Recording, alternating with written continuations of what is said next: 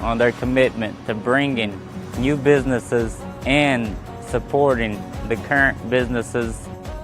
DFW is growing incredibly fast, and we're right in the middle of it all.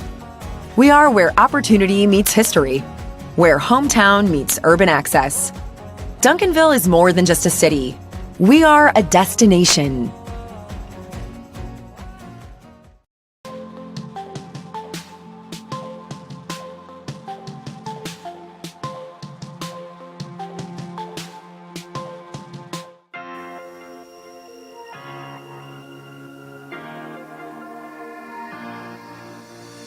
Hi, this is Officer Luna with the Duncanville Traffic Unit. Just letting you know that tomorrow, August 10th, Duncanville ISD starts school back. Letting you know, with the school's lights are flashing, if you do receive a citation, the fines can double. Just remember, while you're in the school zone, pay attention to all the kids that are walking, and also to put your cell phones down. Hi, my name is Lauren Sanchez, Regional Emergency Manager for the cities of Cedar Hill, Duncanville, DeSoto, and Lancaster. Fire Prevention Week is celebrated from October 8th through October 14th, and the Duncanville Fire Department would like to remind all residents that fire prevention and fire safety start with you. Always pay attention to fire prevention. Did you know that kitchen fires are the leading cause of home fires and home fire injuries? That's why it's important for all residents to understand that fire prevention and cooking safety is extremely important. Today we're going to talk about the recipe of home fire safety to keep you safe in your home. Unattended cooking is the leading cause of home fires and deaths. Always stand by your pan. If you leave the kitchen, turn off the burner. Remember to always turn pot handles away from the front of the stove towards the back so that they cannot accidentally be bumped over or pulled over the front of the stove. Always have a lid and oven mitt near your pan when cooking so that if a small grease fire starts, you can take the lid, slide it over the pan, and turn off the burner. When grilling, always make sure that your grill is in an open space and not near anything that can catch fire, like the side of your house, decking, rails, or even tree branches. Also, never leave a grill unattended when it is in use. Clubbing and cooking don't mix. After a night out, order in. For more general information on cooking safety and Fire Prevention Week, visit www.fpw.org. And for more information for kids and cooking safety, visit sparky.org.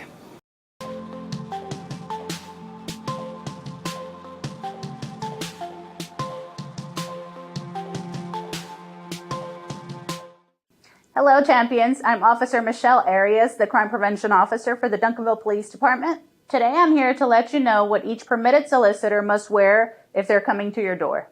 We have recently received several reports of suspicious people impersonating city or utility company employees.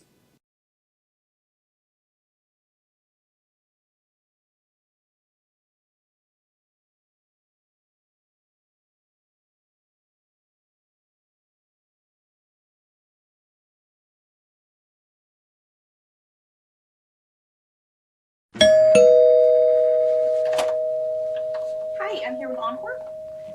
As a reminder, each permitted solicitor should be wearing a reflective vest like this. The vest should display a pictured ID on the front side and a permit number on the back side. As always, if you see a suspicious person or suspicious activity, call 911 and report it immediately.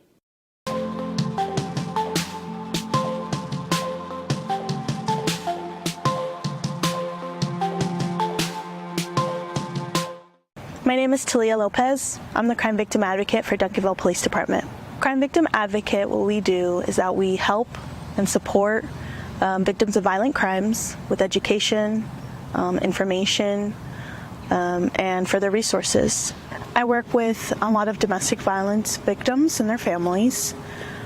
I provide support as well as resources. That includes the Women's Shelter, Genesis Women's Shelter, the Family Place, that's shelter for men, women, and children, counseling support, because that's really important, trauma support services of North Texas, as well as the Victim Intervention Program by Parkland. They provide those services. as well as immigration. I do assist with the U visa process, as well as mosaic services. So there's an array of resources and services for victims that are experiencing domestic violence. Victims can contact me through my direct office line. That is 972-707-3832. They can always give me a call. I receive text messages as well, but I'm here to give them support and information.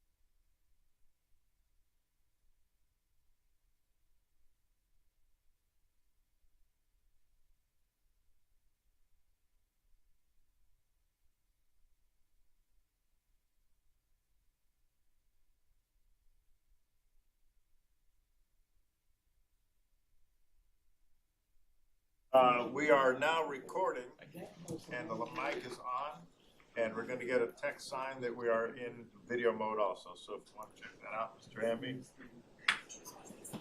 So that's a good thing.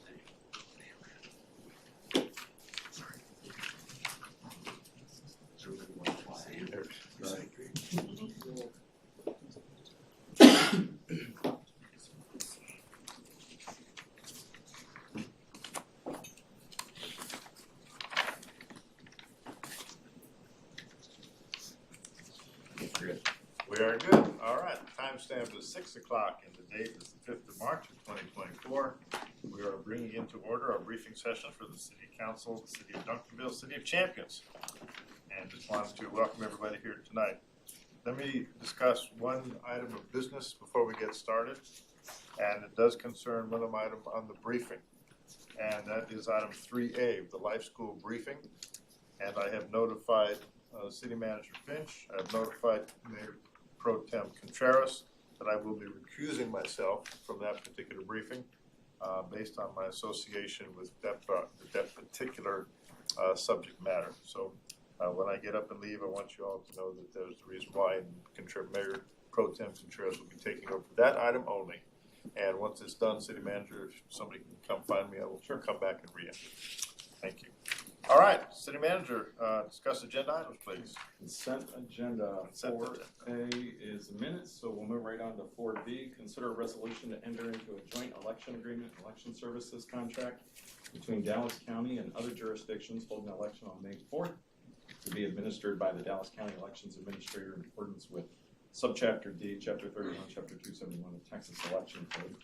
And I believe Ms. Taylor is actually going to be answering any questions you might have on that. Okay. 4C, consider a resolution approving a 5-year annual contract renewal with MCCI LLC for Laserfish Cloud System for records management, repository, training center, and support services in an amount not to exceed $156,000 over 5 years. Again, Ms. Taylor is here to help answer questions for that. Thank you. Moving on, 4D, consider a resolution approving a renewal contract for the City of Duncanville's mass emergency notification system from Everbridge through GSA contract, general services contract, an expenditure amount not to exceed $65,034.75. And I believe Fire Chief Brody is somewhere here. I think he's outside the door there. He's down there. I'm sorry, I didn't see him. So. He's close to the candy.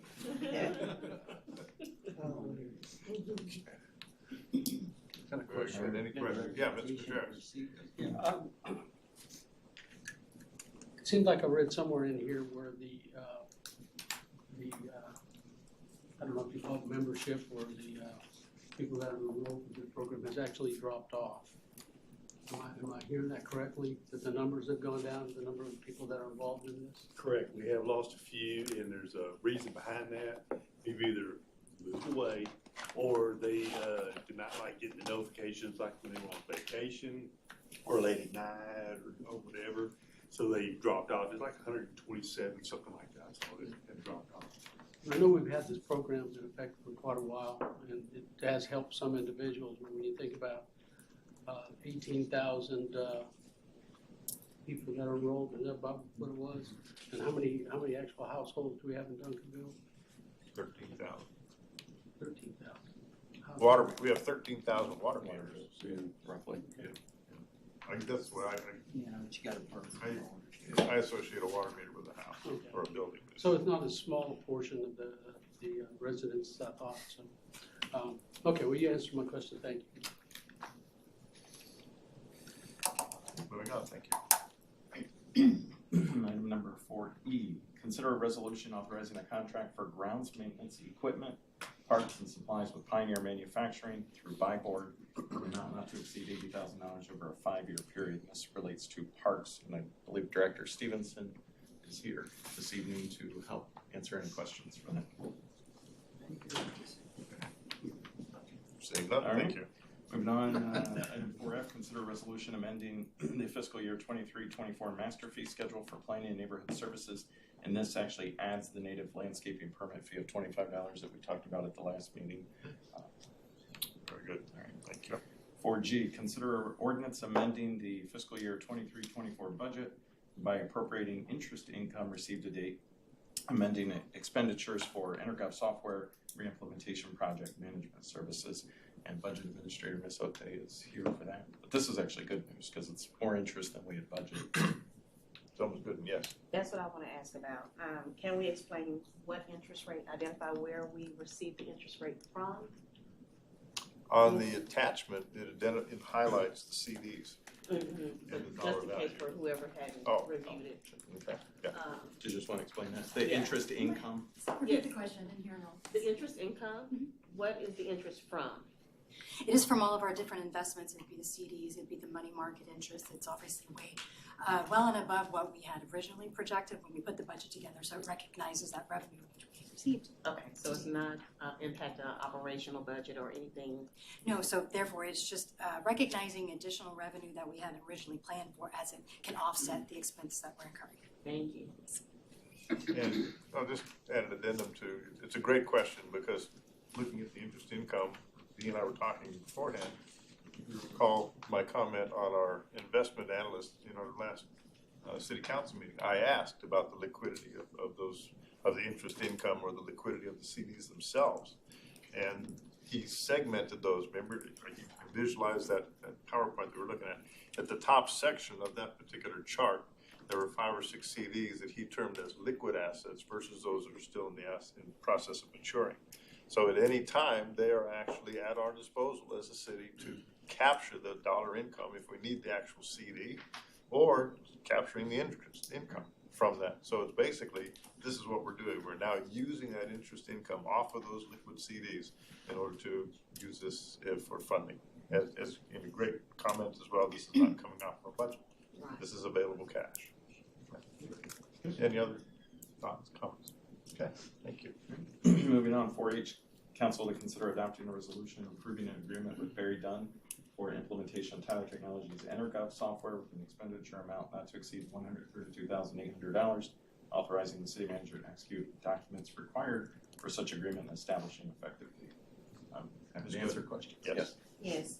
I know you briefed us last council meeting on this particular item. Could you, for those who are not aware and who didn't pay attention, go over again what this addresses? So what this is this is a software solution to help our building officials, our planning and zoning, as well as our neighborhood services, code enforcement, all to help communicate with, and our fire official, I should say, fire department, all to help communicate more in terms of plan review as well as applications by our residents, right? So that the goal here is to get to a much more streamlined, efficient process so that our residents and businesses are having a efficient process where they're getting communication back and forth between them as well as the city in terms of what is needed to move their applications forward. You know, one of the underlying goals here, I would say, is that hopefully with that efficiency that we can turn that process around, make it a lot quicker and more thorough, making sure that everybody gets all the information that they needed, and so that businesses are able to and residents are able to get through that process hopefully quicker and more efficiently. So this relates to receiving their COs for businesses here in the city.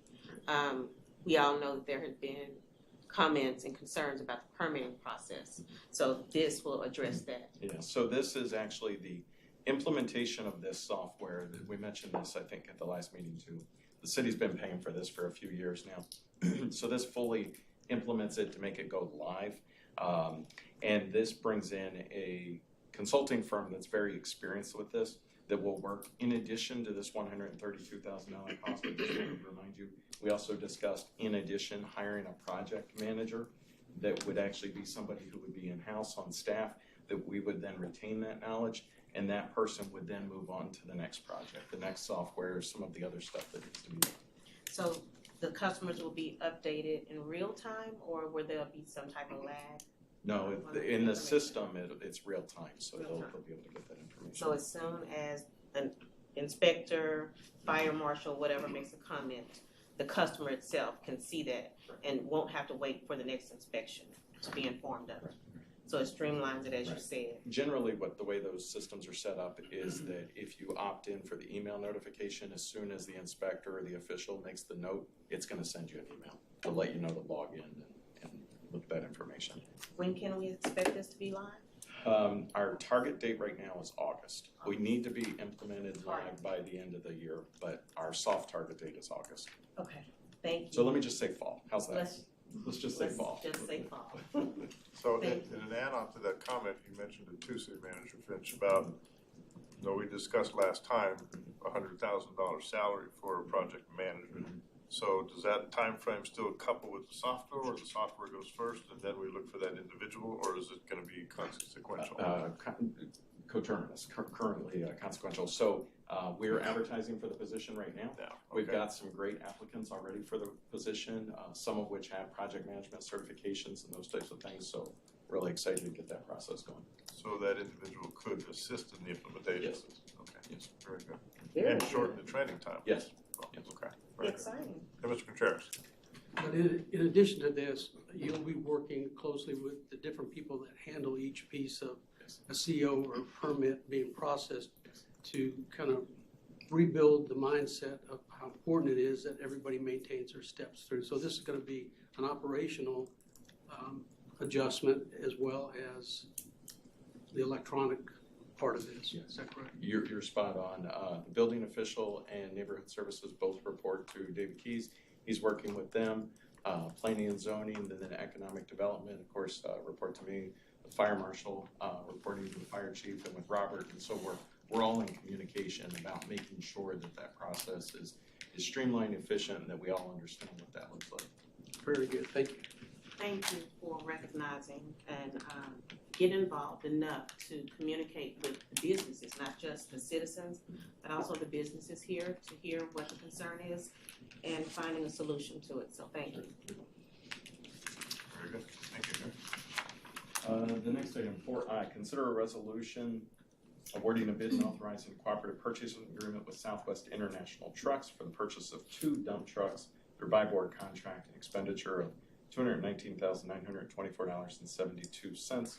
And I believe the interim director of Public Works, Colton, is here to help answer any questions on this. Are these replacements of obsolete vehicles, or those that are no longer able to be maintained? Yes, sir, that's correct. And actually, the vehicles will be auctioned after they're replaced. Any idea what the dollar, X number of cents per dollar we might experience at an auction? For them, for 2 cents on the dollar, 3 cents on the dollar? Well, one's an 03 and one's an 04. I think we might get some pretty good money out of them, especially because they don't have all the latest emissions requirements on them.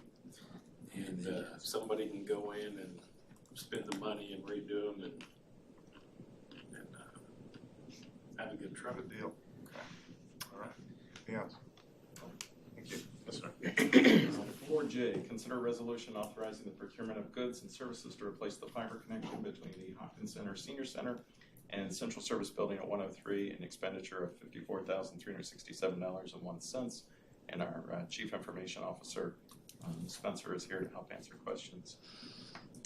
Did this piece of infrastructure not get addressed a long time ago? That's why we're doing it now, or did it get pigeonholed and we're recognizing it, or what's bringing it to us now? Because fiber's been around for a long time in our city. we have fiber that's running through our campus. I was going to tell you where it was. I can't do that. We have fiber that's running through the campus, and this fiber was damaged. Okay. So it was damaged in late January. We went through the exercise of trying to fix it, find a vendor, and we finally got a vendor who gave us a complete bid because we got those you do the rest, city, and we could not. So we finally got the bid. If this is approved tonight, they will go ahead and pull the permits necessarily to find the utilities, because we need to be up before our April opening of our splash pad and the solar project. We have to be back up again. So there was a hint to expedite the permitting process. I picked up on that. Mr. Contreras. Just to be clear, they're pulling all of the existing that was a part of the damaged and replacing it all? No, This so is not repaired? we're doing 12 new strands. Once it's damaged, the conduit is damaged, and we have to go figure out what's broken. We've tried that. We're down too long, so the shortest distance is from 103 to DL because this one was more expensive, so we're taking that. So we'll have 12 pairs pulled. But it's all new fiber? Brand new. All right. New conduit. They'll be trenching everything. Okay, thank you. Yes, sir. Moving on, Fort K and Fort L, I know we've had requests to move both of those to individual consideration. Fort K is a resolution authorizing the approval of earnest money contract agreement for the purchase of 200 West Center Street. And Fort L is considered a resolution auzing approval of incentive grants by the Duncanville Community and Economic Development Corporation to Tim Maton, an amount not to exceed $246,450 for 202 West Center Street. Hold on just a moment, let's make a note. We skipped K. So we're taking 4K and 4L. 4K becomes 5E. 4L becomes 5F. So City Secretary reading the consent items. Doing that. And go on with that. Okay. Very good, thank you. Moving on, 4M. I'm sorry. Just make sure it's 4J and 4K, not 4K. And 4K and 4L. K, no. Yeah, J1. It's K, no. J was the Hopkins Center. Are we straight? We're good. Okay, moving on, 4M. Consider a resolution authorizing the purchase agreement for the purchase of an armored vehicle with use of asset forfeiture funds. Future purchase not to exceed $400,000. This was the briefing we had last meeting on the Bearcat, and Assistant Chief Priest is here to help answer any questions.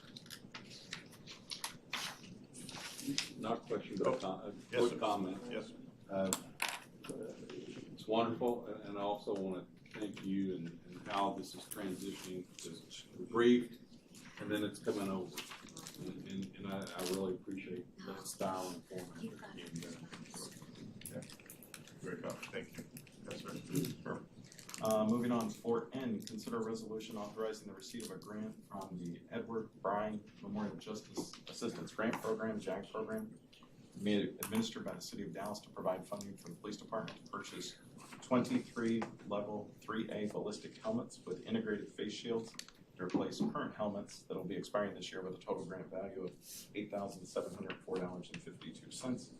Again, Assistant Chief Priest is here to help answer any questions. And this grant fully covers the expenditure, or is there some city money that needs to be brought in for that? It'll fully cover it. 100%.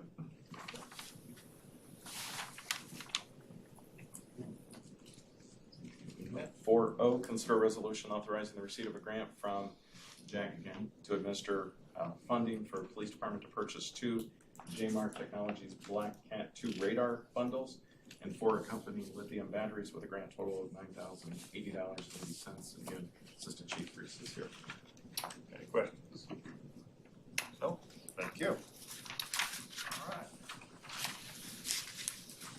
That takes us to item number 2, and our briefing session with City Council Calendar, City Secretary for your. Thank you, Mayor.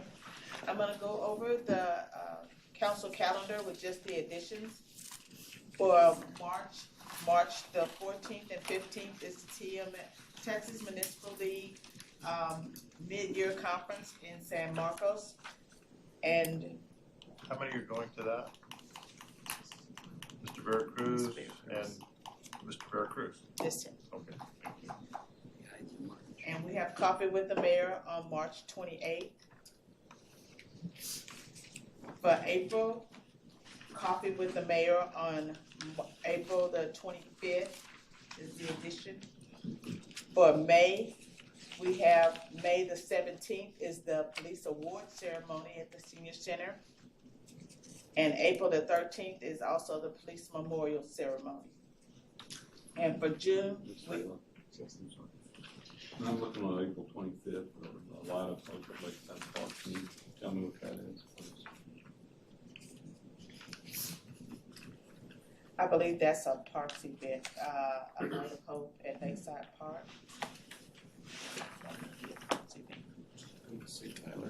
Mr. Stevens. Oh, parks, okay. Hey, Bart. The light, a light of hope at Lakeside Park, is that a parks event? Not that I'm aware of. Light of Hope? April Is that 25th? possible that that's Kristen's lantern event? I think it is the first police. This police. Police? Oh, the police lantern event, okay. Yes. Say again? It is what? Police, it's a police event. It has to do with the fentanyl awareness group that y'all been working with. Oh, that group. Yes. Oh. 23rd. Okay, and April 23rd is the joint meeting with the Arts Commission. That one was rescheduled from January. That'll be at the senior center. Yes. And June, the additional item is the preliminary budget workshop with council on June the 13th and the Cedar Hill Juneteenth celebration on the 15th. And also coffee with the mayor on June 22nd.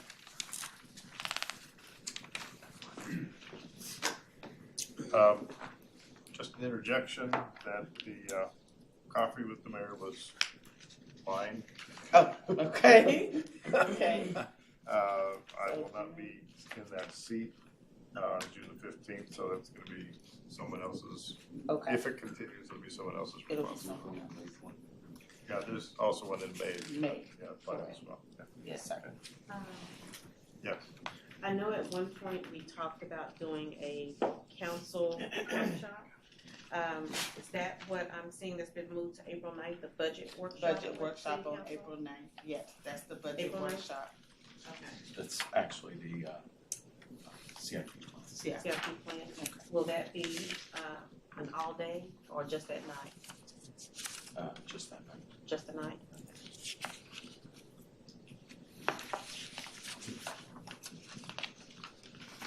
And I apologize if I could just share with you, Interim Police Chief Stogner shared with us today, there have been some logistical things they were trying to work out. That police memorial ceremony on May 13th, that's going to be at 4 o'clock, and that'll be at the Ohogden Amphitheater with recognition of 4 o'clock? Yes.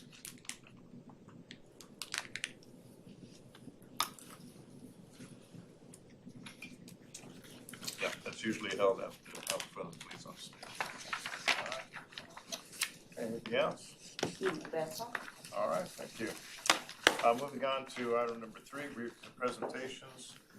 Item number A, council receive a briefing on the Life School Master Plan, Life School tuition-free public charter school campuses across the Dallas area.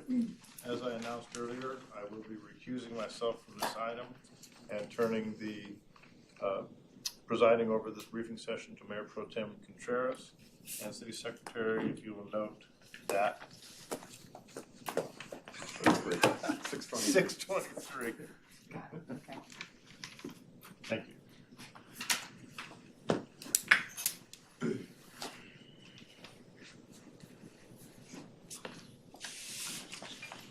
Okay, with that, I would ask who's present to do the presentation. Okay, you want to get up and introduce yourself and go ahead and get started? Thank you. Yes, sir. Thank you. Thank you very much. My name is Dr. Brent Wilson, Life School Superintendent. And I have Brian Nelson from HKS Architects, who will kind of be my support.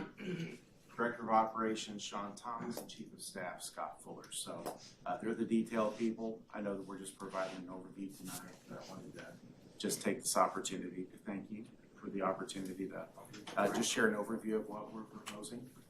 As far back as July of 23, we met with city leaders, and I know that there's been some transition city management wise, et cetera, but we wanted to be proactive. Life School's been in this community, Dallas County, since 1998. That's when we were established. We have 5,700 students, and we needed space for a high school. We've run out of space, And we were fortunate to find the 105 acres that A.W. Brown has had for 14 years. And we approached them and purchased the property. And along the way, we've stayed in contact with Duncanville leadership at the city level. And I'm grateful to have this opportunity to present in front of the City Council tonight. What we wanted to do was provide just an overview of the different things that we've been working on, the coordination that we have with HKS Architects, as well as we're prepared to go as far as you want to in discussion, not extend the time, be respectful of you guys, but if you had any questions about any initial concerns or thoughts, we're open to having brief discussions. So whatever you'd like for us to share, however much you'd like for us to share. Well, how long is your presentation? We have three pictures just to show a master plan, our phase one, what we're proposing, and we can be as brief as you'd like. Okay, I think 3 is, we've got time for 3. Sure. Thank you, sir. Go ahead, Any Brian. question? Yeah, I don't know if it's available. Okay. So the first one that you have there, with the green, mostly green, is a master plan that will.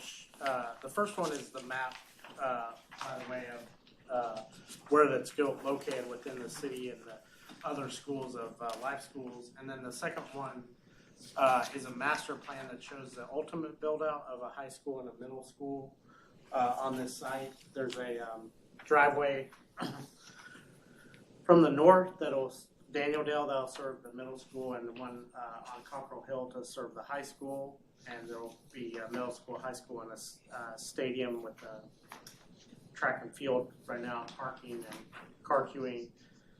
The third drawing is the initial phase 1 that we are coming in with for plans to build initially. The school's around 150,000 square feet, around 1,200 students for the high school. We've been working a lot with the city. We've been working with consultants about some concerns about possible stadium lighting and looking at no overflow into the neighbors, providing a buffer between us and the neighbors. We've been working several times with Nathan and everyone else. The utilities are all there to serve the school already with that, so there's not a utility. We'll have, we'll be providing deceleration lanes. Our traffic engineer is almost complete with their report and ready to submit it. And kind of the one other thing I would really like to point out is that where we sited the buildings and everything was to keep as many trees and to keep that area as natural as possible, and to not tear down or not remove many trees again, and keep it very natural and open there. And I don't know any other questions that you may have.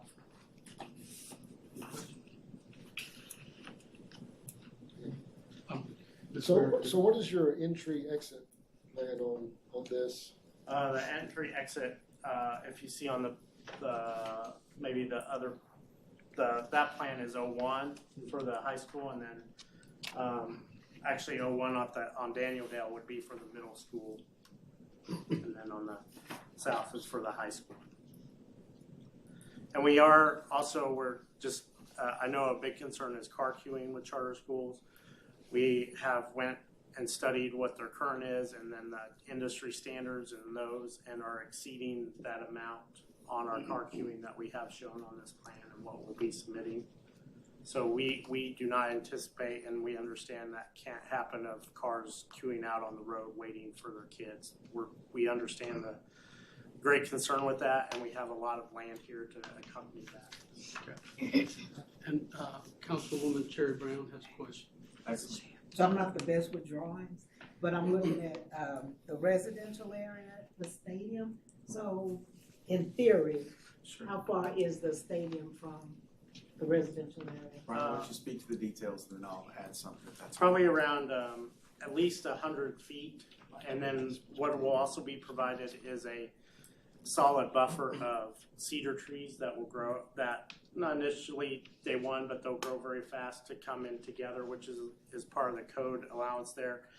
And then just one, it's a technical item, but we've worked with the lighting company for the lighting, and they'll have a 6-pole system, which is more than a normal, because we told them we can't have any light overflow the neighbors. So they've already done a study, lighting study, and the light as it's arranged right now with them would be 0 at the neighbor's fence. Now you could see the lights, but you will have no increase of actual light in the backyards there. And if I might add, that was a big concern for us. We wanted to make sure we were good neighbors, even moving into the community. So we've met with the president of the HOA, just saying these are preliminary discussions. Nothing's approved by the city council, but we wanted to have conversation with them. We actually met with them again today to give them an update, for them to just now see the plans of what we're proposing. And I think they're happy with it. One of the things that they came back and said is, could you get on a Zoom with our HOA? So the fact that they want to keep talking to us makes me happy. And that's what we'll do. We'll continue the discussions, but I think even the green barrier of the trees will block out a lot of that light over time. But even our scheduling, we've communicated with them the frequency in which we think that we'll be using those fields in the evening. So we're trying to be mindful of what's happening. Another thing I'd add about traffic is the lanes. I know it's hard to imagine on this drawing, but the lanes are very wide. There are 3 very wide lanes. One is for the entry. You could probably speak this better than me. Yeah, one's for car queuing, one's for emergency access for fire trucks, so it's not in the way of the car queuing, and then an exit lane. And then on the middle school side, which will be a future phase, that's another thing, is we're planning that, but we'll also have 2 or 3 lanes there for car queuing and a separate lane for fire access. We're going to try to submit around May 20th, so that we're March 20th, so then we're on the April kind of 3rd deadline to be in that cycle of there, just so you know where we're at.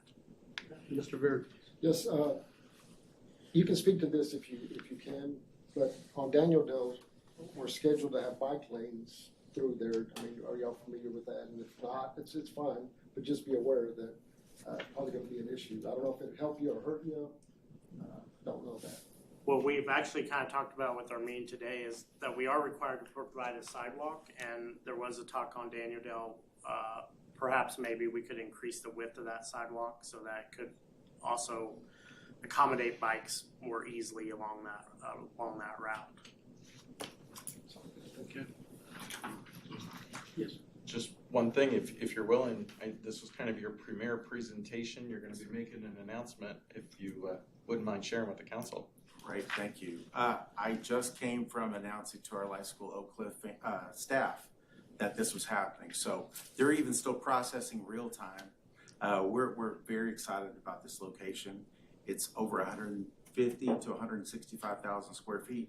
Comprehensive school with career technology, resources classes, new labs, science labs, you name it. It's gonna have what we need for our current, but then we're also gonna have some additional margin to complement what's happening in Duncanville ISD.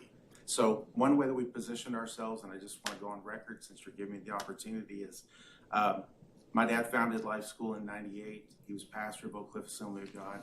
And one of the things he always shared with us is, if you have a mission to focus on kids, that's what it should stay at. That's what it should be about. And he said, any school that's serving kids well, you need to be a fan of. So for us, our role is to complement what's happening in this community already. Okay, I've got just a couple of things myself. One is going back to the stadium. Will that include a loudspeaker system for events that go on there? Probably, but we can discuss that. Yeah.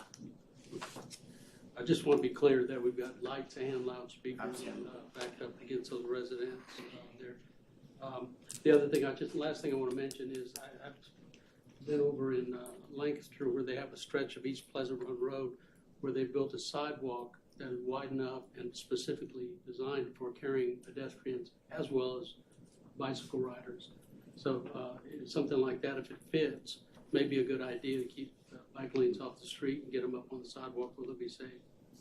Just definitely something we could look at. I did have one more. Sure. Okay. I know this is preliminary, but I don't see any softball or baseball fields, and I know Harrington Park is across the street and down the way. So is your plan to utilize those facilities with our parks? Or That would be our hope. That would be our hope. We have, one thing we've done is compare our current usage and needs, and then looked at this property and said, okay, what's priority? What do we need to manage on our side of as far as the actual location? And one thing that we're really proud of is we're not afraid to connect with the community and go, hey, can we rent fields? So if that were something that you guys needed additional revenue for park access, if we were to have a softball team, we're interested. Thank you. And we don't have any other details, but I did want to mention the previous economic development had talked to us about leaving some of the top acreage in the corner where we didn't develop.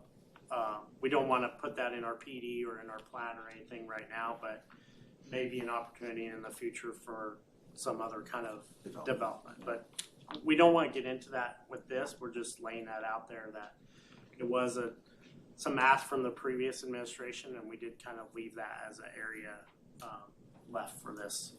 Councilman Coons. Thank you. That was actually going to be my question. I saw it says that Life School intends to sell land to a developer that 10 acres. So I guess just explain that. And then my apologies if I didn't hear, but did you say what the enrollment would be for the school? It would be $1,200 for the high school and $750 for whenever phase 2 comes in. Yes, sir. Thank you. And I may have overlooked it. Are these structures multi-story? Yeah, they're 2-story, fully sprinkled, type 2B, nice construction. Made our fire chief happy. I saw the smile and I appreciated that. Thank you. Okay. Have a storm shelter. Any other questions from council? Okay. Thank you for your time. I appreciate it. Thank you.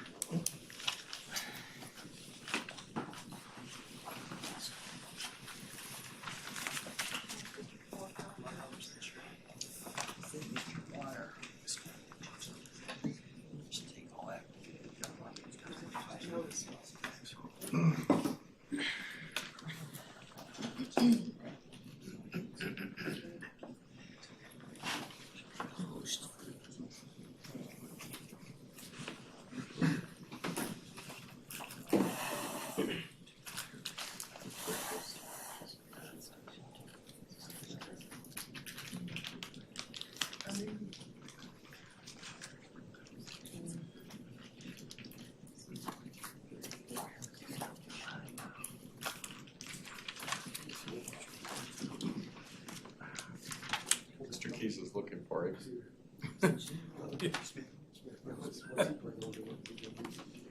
Like Greg in the meeting. We give him a minute.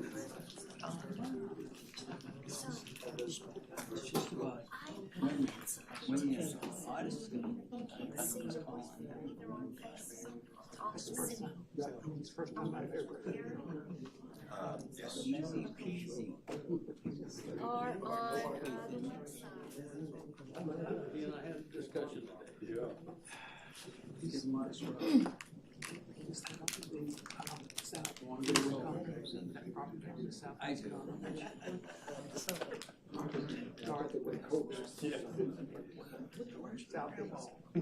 Yeah. Okay. That's the only place I can figure something out. Copper King. Okay, thank you. 6:39. Yes.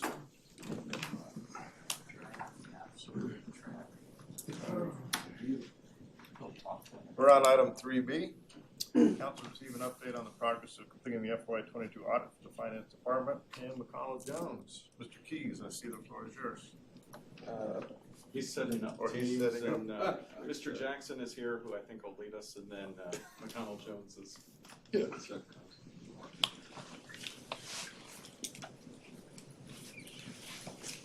Jackson, then the floor is yours, sir. Thank you. Mr. Mayor, members of council, good evening. Mr. Jackson, CFO. In terms of the update, as you know, previously I had been the one to provide the update.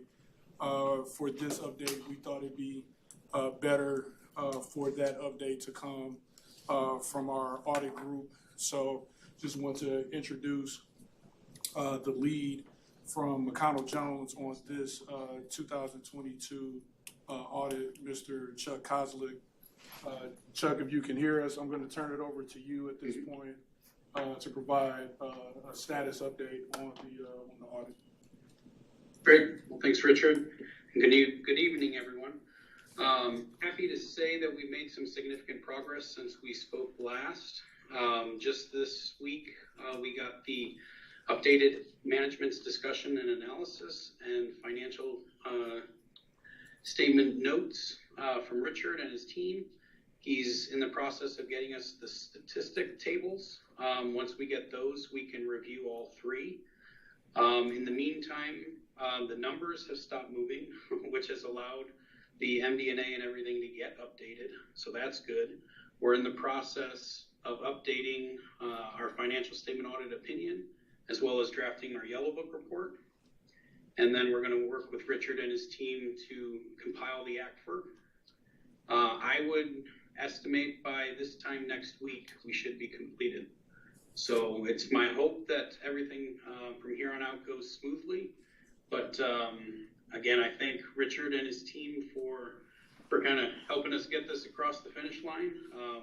It's been a long process, obviously, but hopefully it's going to be brought to a close here in the next week. Mayor, if I could, Mr. Jackson, I've been discussing this. We wanted to have, excuse me, we wanted to have this briefing for you tonight because our plan is at the next council meeting, bring an action item. They're going to present the final audit for you to accept on the 19th. So that final audit will be the complete picture, not just an executive summary. This is the full audit, 22. All of us Yes. thinking the same thing. Like, what do you Yes, mean no. by when we say complete? No, so,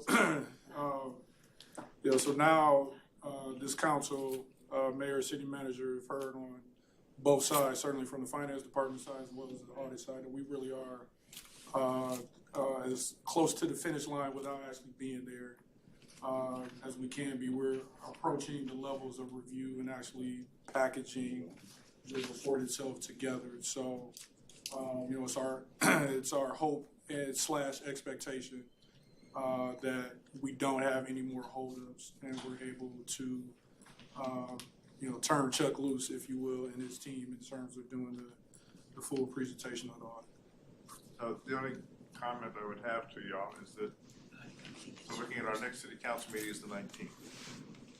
And Mr. Kozlik just said that this is going to be completed. We should have it next week. It's a complete audit, which means it's going to be voluminous. Is whatever time between its receipt and our next city council meeting, is that enough time for us as council to really read it, digest it, and understand it, and even ask questions about it before it's actually briefed to council on the 19th? Mayor? And if the answer is yes. The audit committee is supposed to have it first. That's your Bingo. requirement. So, Right, and then so- they make the recommendation to you based on their review of the audit. So then the timing may not, we as a council may not see it on the 19th. Okay. It's a possibility. That's Putting it that's why I'm asking this question in terms of the timing of this information. So I think based on our conversation, we're hoping to have it, next Wednesday, Thursday, that would coincide with an opportunity for us to put it out for the agenda, or at least share it with the council. But if we need to have an audit meeting prior to, I understand that. I wasn't aware of that, so my apologies. Yeah, But so no, we can do that's that. why I asked the question, so I'm glad it's come up. So then the audit committee has to call for a special audit committee meeting to They read it, receive digest it, that, and they understand. usually interview the auditor and receive the report, the management letter, et cetera, and then they go and then make the recommendation to the council based on their review. That's why you have that. It's a little odd. That's something we have here in Duncanville, but a lot of other cities do not have. So my thinking is that we want to expedite this as much as possible, but at the same time, we want to give now the audit committee ample time to read, digest, and understand it, ask questions. And then once they're done with it, then we need to receive it. Or can we receive a copy of it to even look at before the audit committee has a meeting to look at it? I guess you can have a copy paid for it. So. Well, what do you, we have the chairperson of the audit committee here. Mr. Mack, what's your feelings on this? I don't mind either way. Okay, we can it could be provided to everybody, but the audit committee can have its meeting. But, you're going to get the information eventually and stuff as well.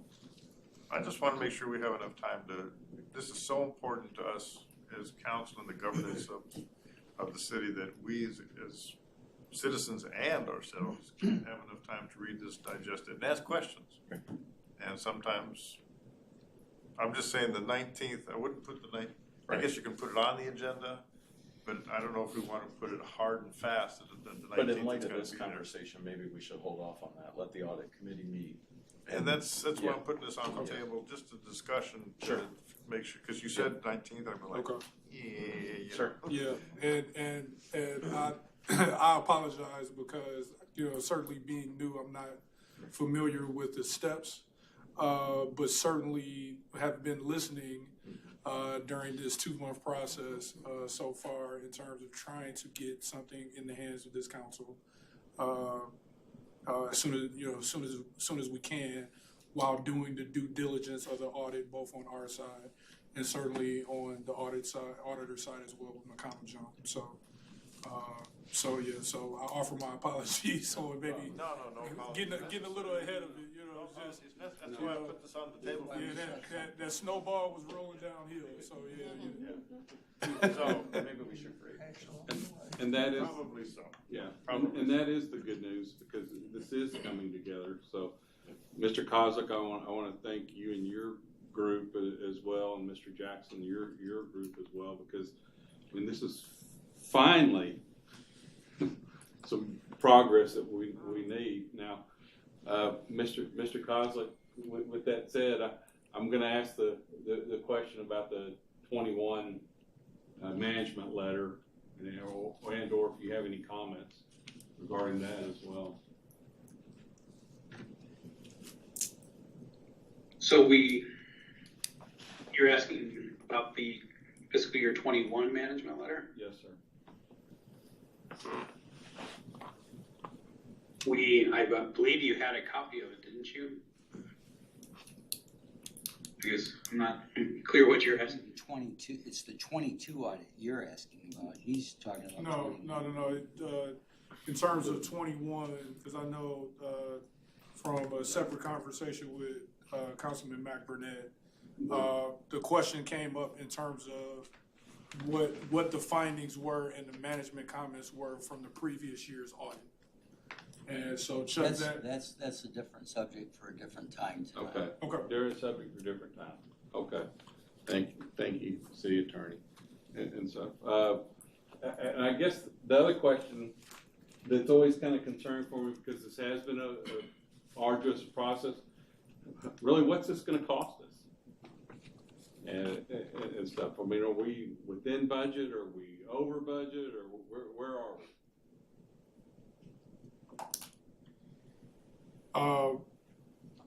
That is a great question. I would say from what I've seen, we will have to approach this body with additional amendment.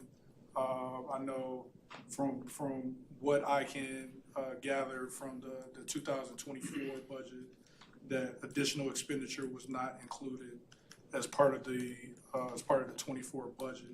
However, I'm pretty confident in saying that those expenditures will more than likely be expected in terms of billings and different things coming in to us from the firm. So I guess to answer your question, yes, I foresee additional expenditures and would require, again, more discussion with this body for approval.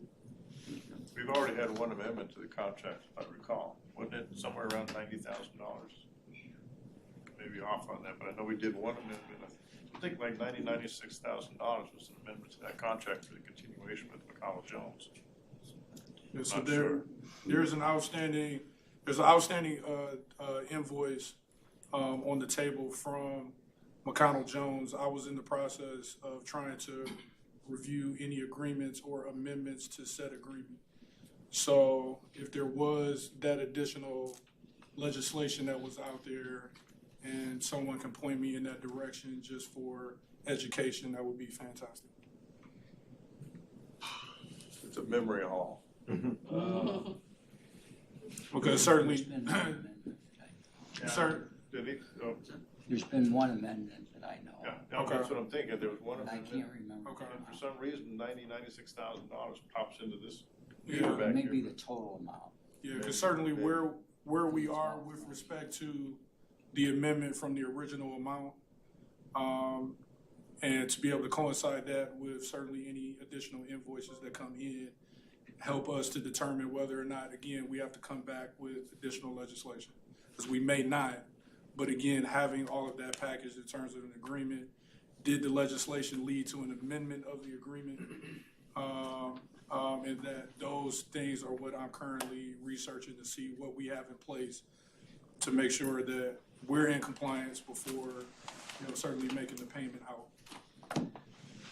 So this puts another step into the process in terms of not only seeing the audit report, but actually paying for this audit report.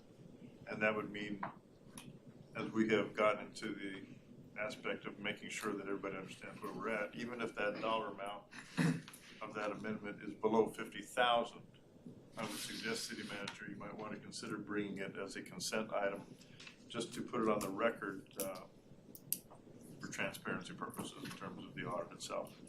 So even if it's below the threshold of $50,000, bring it to us so we can make it part of the archive. It might be something to consider for you. Sure. Okay. Yeah. So, Mr. Kozlik, you've put yourself in the fire here in terms of making that commitment for next week. So you've heard our discussions about the timeframes. A lot of what we are now discussing, that timeframe is based on the delivery of that audit report by next Wednesday or Thursday. So we're gonna I spoke with my team earlier today, and I think we'll need till about this time next week. So Tuesday, Wednesday next week, we should be done. Okay, very good. Other comments from council? I just want to say thank you again, Mr. Kozlik. Thank you all. Thank you. Okay. Thank you, sir.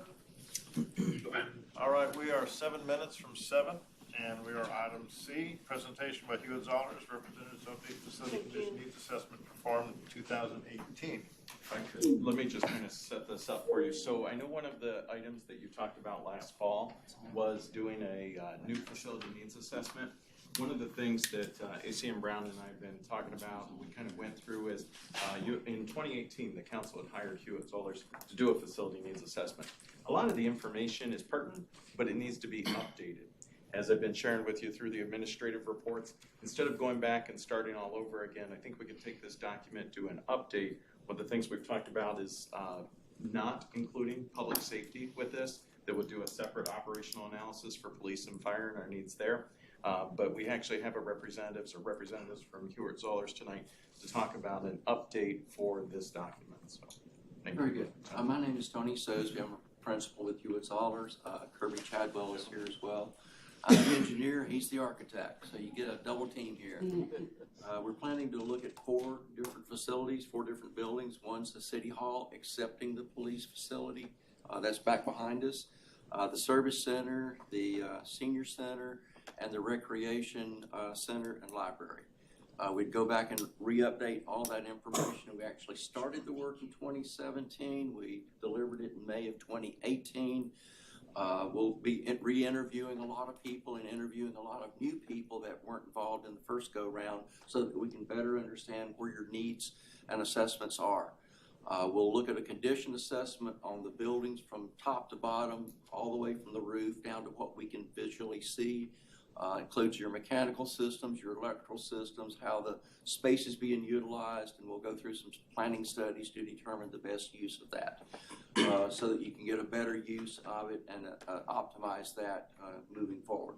With that, we'll make an assessment of conditions and cost estimates for that so that you'll understand how much it's going to cost to do any of the recommended improvements or anything that are safety improvements or accessibility needs that need to be done to meet the current ADA standards and stuff like that. So we'll carry that through and deliver it over a 12-week period. So that's the plan moving forward, building off of that, but bringing it forward with the new staff, with the new organizations that you guys have and what your needs are today. I know that for a lot of organizations, things changed a huge amount during COVID, and we want to interview your staff and hear from them as to how they're really functioning today versus 6 years ago. So 12 weeks, if I heard you. Yes, sir. Maybe you do or don't do this, but we've run into this with some projects because of COVID with the inflation factor. We started out something costing this much, and now it's costing X plus whatever. Yes, sir. Do you build into anything in those recommendations in terms of just what it costs if it's done within X number of months, and if you wait, what the yes we do. What the forecast might be for waiting a little longer? Yes, when in 2020 when COVID started, and to today, that's 4 years. Pricing has increased on the average of about 38% for facility and public works construction. Labor costs, staff costs have also gone up during that same time period. Some less, some more. The projections ahead will give you some escalation factors for future years out because we know that funding here is an issue on projects like this, and we don't know what your funding may or may not be, but it gives you programming information so that you can look ahead. That's great. That's why I was asking the question. Mr. Contreras, yes? Well, I noticed in reading through this that there will be and has been conversation with staff because they can identify problems that they want to get addressed here, and then management, of course. For instance, I'll pick the library or the rec center. Does any of this also involve some of the recommendations from the public that use those facilities, where they would like to see conversations about renovating the library or renovating the rec center? Does that fit in here anywhere, or is that another conversation? We typically do not do the outreach for that. If your staff have already received comments from them, we'll be talking to so many different people internally within the city, and if they understand what the public's needs are, we'll certainly take that into consideration.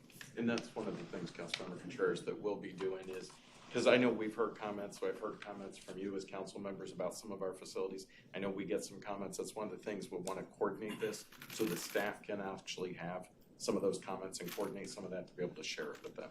Okay, so there will be some citizen engagement yes. in that? Yes, absolutely. Okay. Even if it's us holding some internal meetings type thing to allow for that, we'll do that, All right, yes. thank you. Yes, Mr. Combs. So what about the police station? Police station fires, so separate operational analysis. Well, I don't understand that, but so when? Well, so that's coming. So we have one quote right now from CPSM. We're waiting another quote from Matrix Consulting so that we can come and brief you on that. Hopefully, I don't know if I'm not going to promise the 19th, but soon, very soon.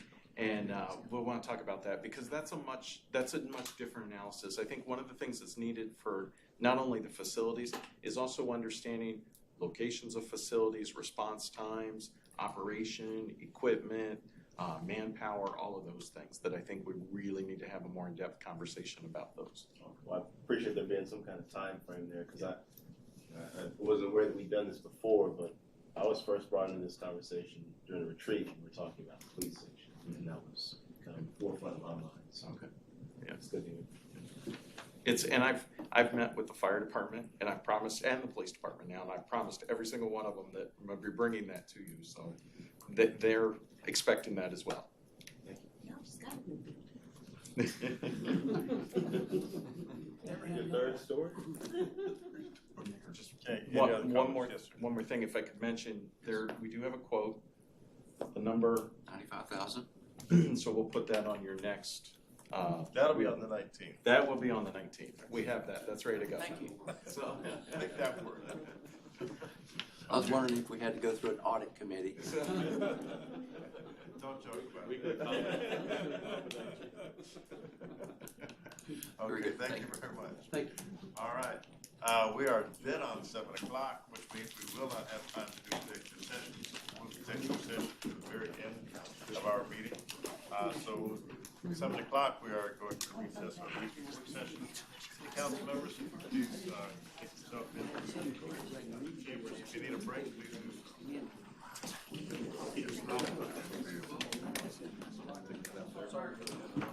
That's good. She printed out the copy on Thursday night. They changed it Friday. That's exactly right. Yep.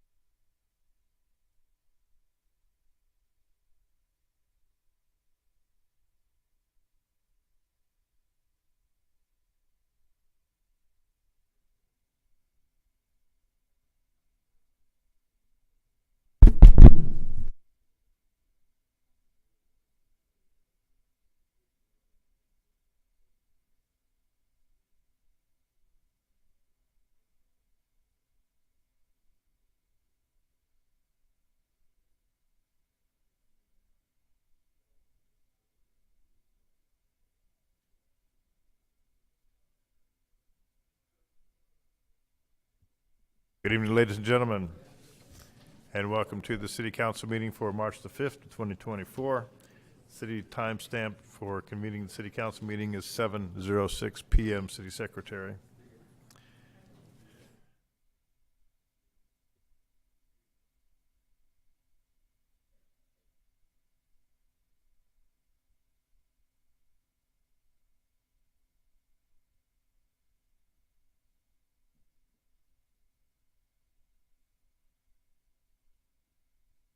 Okay, and doing the invocation for this evening's meeting, it will be Councilmember Joe Veracruz. Mr. Veracruz, please rise.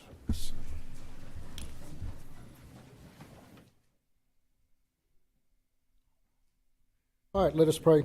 Heavenly Father, we dedicate this meeting to you, Lord, and I thank you for each one of the servant leaders here tonight. As always, Lord, we pray for our first responders, our city employees, and Lord, all of our residents. Father, in your mighty name, I just ask a blessing over our city and all that we do here and all that come and go. In your mighty name I pray, amen. Amen. Thank you. Please join me for pledges to our flag. I pledge allegiance to the flag of the United States of America and to the republic for which it stands, one nation under God, indivisible, with liberty and justice for all. Honor the Texas flag. I pledge allegiance to thee, Texas, one state under God, one indivisible. Thank you. Please be seated.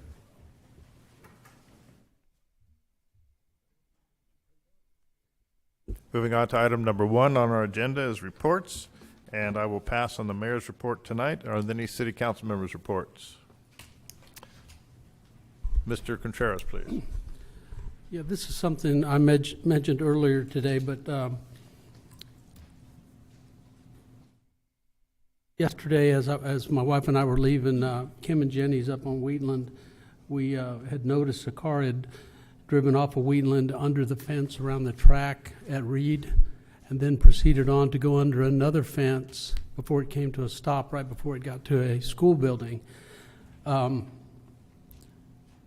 what we know today, it was shocking to see that, but to a more positive point, the police response was so immediate. We sat in the parking lot across the street and watched at least 4 police units pull up within minutes, along with the Duncanville ISD police, and then followed soon after by a paramedic and an engine, all within 2 to 3 minutes of this happening. It turned out not to be what I would think that would have been the first thought of people, that there were danger to students, but in fact, somebody, as I understood today, had a medical condition where they had passed out at the wheel, and that's what it was, and they were able to get that person the care they needed. But I want to remind everybody, when I watched that, it was chilling to see how quick that our police department, along with the ISD police, responded. Just a wonderful thought to know that we've got people working for us on that behalf that do those types of things every day, and I got to sit there and watch it, and I'm really appreciative of all of them. Thank you, Chief. Thank you. Ms. Gooden, please. Thank you, Mayor. I would like to begin by recognizing the girls' Duncanville basketball team for their win. Congratulations. Congratulations. Also, I would like to recognize our new city manager. I have been thoroughly impressed with him coming in January 8th and hitting the ground running. He's not only had a time to assess all of our needs here within operations, he's been out in the community, making himself visible, speaking to the community, hearing what is valuable, what are the concerns of our citizens, and finding a way to implement that into operations. Not only just the citizens, but also businesses. He's heard the concerns about the permitting process, and tonight we will be approving item 4H, a solution to the permitting process or a step forward in that solution. So thank you so much, Mr. Finch, for coming in and assessing, identifying, and bringing a solution to the concerns within our city. And we very much appreciate you here in the city of Duncanville. Thank you. Heartily concur. Mr. McBurnett. Thank you, Mayor. Did anyone mention the Pantherettes won their state championship? It's their 12th, okay? So congratulations. It's been a well-deserved program. Neiman Ford's an outstanding coach. He was with the boys originally and came over, and he's done an outstanding job. But the other thing that I want people to take notice of, if you look at the calendar and the upcoming events that are coming in Duncanville, this staff is really working hard and putting on wonderful events. There's a KDB annual garden workshop this upcoming Saturday. Also, there's the Flavor of Duncanville that happens at the high school. But there's a Women's History Month. Hazard Household Waste is coming up. There's a Princess Tea Party. There's Coffee with the Mayor. There's the Easter Egg Extravaganza, and that's just April. So please look at the events because we have a lot of things going on that are good in Duncanville. Thank you. Thank you. Mr. Kuntz. Thank you, Mayor. I wanted to publicly thank Interim Chief Stogner and Assistant Chief Fries and Officer Arias for helping us with the crime prevention meeting that we had last week in our district.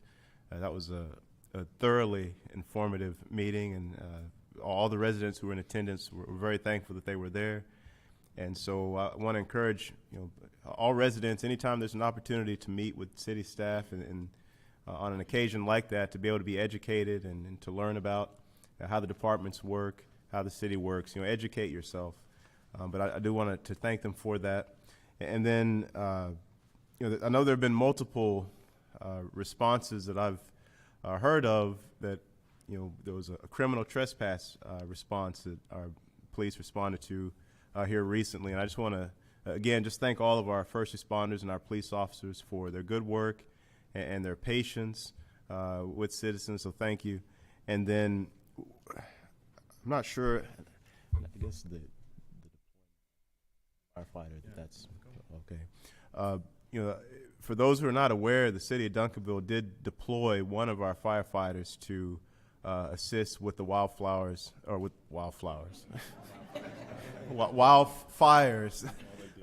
in the Panhandle. Yeah, we did deploy one of our firefighters to that, and so the city of Duncanville, the city is supporting that effort, and so we want to thank the police department for supporting that. But also on a sad note that there was a firefighter who did lose his life in battling those fires. And so, again, our first responders, they put their lives on the line for our safety. And so we thank you for the good work that you do. Thank you.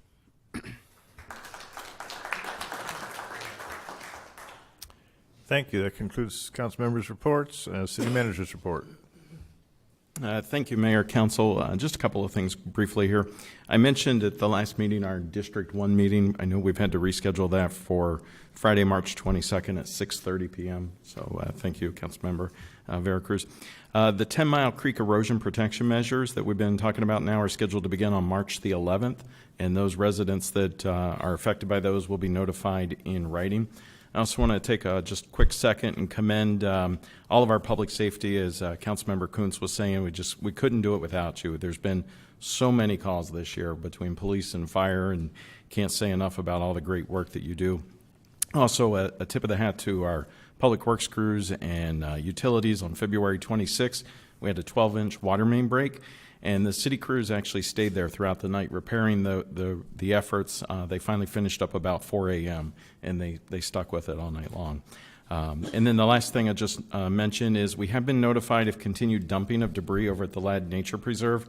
Our Parks Director, Director Stevenson, got the most recent bricks and debris that was picked up this past Monday on March the 4th. I know we're working on some signs, and we plan to bring an agreement before council with the Texas master naturalist to help us with some of the light debris, but we just ask that the community remember that that is a nature preserve that we're continuing to move forward with plans for, and it's not a dumping site, so we appreciate that.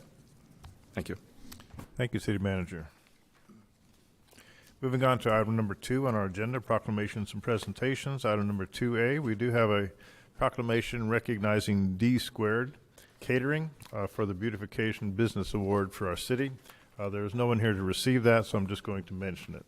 Moving on to item number 2B, recognition of Keep Duncanville Beautiful Spring 2024 Curb Appeal Residential Properties. Mr. A.G. Evening, Mayor and Council, City Manager. Need to move that mic right up. Go. Apologies. If I heard you correctly, skipping over beautification, business beautification, going straight to curb appeal? I have the proclamation. Since nobody's here to receive it, I said that we're going to award that at another time. Thank you. Sir. Moving on, so the Keep Duncanville Beautiful Board, Spring 2024 curb appeal winners. As I read these, if anyone who was able to make it tonight, please come up and join me in the front for a brief photo op at the end. Our winners this quarter from District 1, Dave Seifert from 910 Green Rock Drive. From District 2, we have Shenandoah Tucker, 323 Morning Dove Drive. From District 3, we have Jack Childs, 1014 South Lincoln Drive. From District 4, we have Donald Mills, 1907 Timberland Circle. In District 5, we have Christine Goss, 1030 Joe's Drive. That's going to conclude our curb appeal winners for the 2024 spring quarter. I don't see anybody in the crowd, so. No residents here for those awards. Thank you. Okay, thank you. Moving on to item number 3 for citizens input. In-person citizen comments will be heard during the regular session in keeping with the City Council's rules of procedure adopted October 18th of 2022. Electronic mail comments will no longer be read aloud, and paper copies will be provided to City Council members, and I'm seeing that we have none with us tonight. Pursuant to Section 551.007 of the Texas Government Code, any member of the public has the opportunity to address the City Council concerning any matter of public business or any posted agenda item. However, the Act prohibits the Council from deliberating any issues not on the public agenda, and such non-agenda issues may be referred to City staff for research and any future action. All persons addressing are subject to Council-adopted rules and limitations. Those rules and limitations are, we ask that you please give your name and address, and your time limitation is 2 minutes, and City Secretary will be timing that for 2 minutes as well. There is a timer there on the lectern for you. So I will go ahead and call individuals forward in the order in which I've received the cards, with one slight departure. I do have one card from a Mr. Corey Busey, is that correct? Sorry? Bugay. Okay, thank you. And this is with item 5C, which is a public hearing. So normally when we have a public hearing, I will call those individuals forward to speak during the public hearing for that particular item. So I will not call you forward for the citizen comment, but during the public hearing, you may come forward and speak. Okay, thank you. Mayor Gordon, there's also, this is during the election season, which has been your tradition not to broadcast that portion of the public comment. Can be heard, obviously, by the people here, but not broadcast. Let me go ahead and put that on the record. For our tech team, we do have a policy in our city that during the election period, we do not broadcast citizen comments. You will hear them here while you're here, but we don't record them, we don't broadcast them. So tech team, if you would give me an affirmation. You don't mind. So, and I apologize, but we had discussed that and we actually reviewed the policy and we actually could not find where that was actually documented. I know it had been a customary practice, so it's really up to you if you want to do that, but we were planning to move forward with broadcasting. Okay, let's rewind just a little bit. It's going to have to be an open discussion with council. We have discussed this in the briefing sessions 3 or 4 times. And the consensus was to leave the policy, and I know that it is not codified. I stated that in the briefing session 2 or 3 times. We do not have this in writing in terms of what our policy is. It is our practice that we do not broadcast during citizen comments during the election period, which is we're now in that particular period.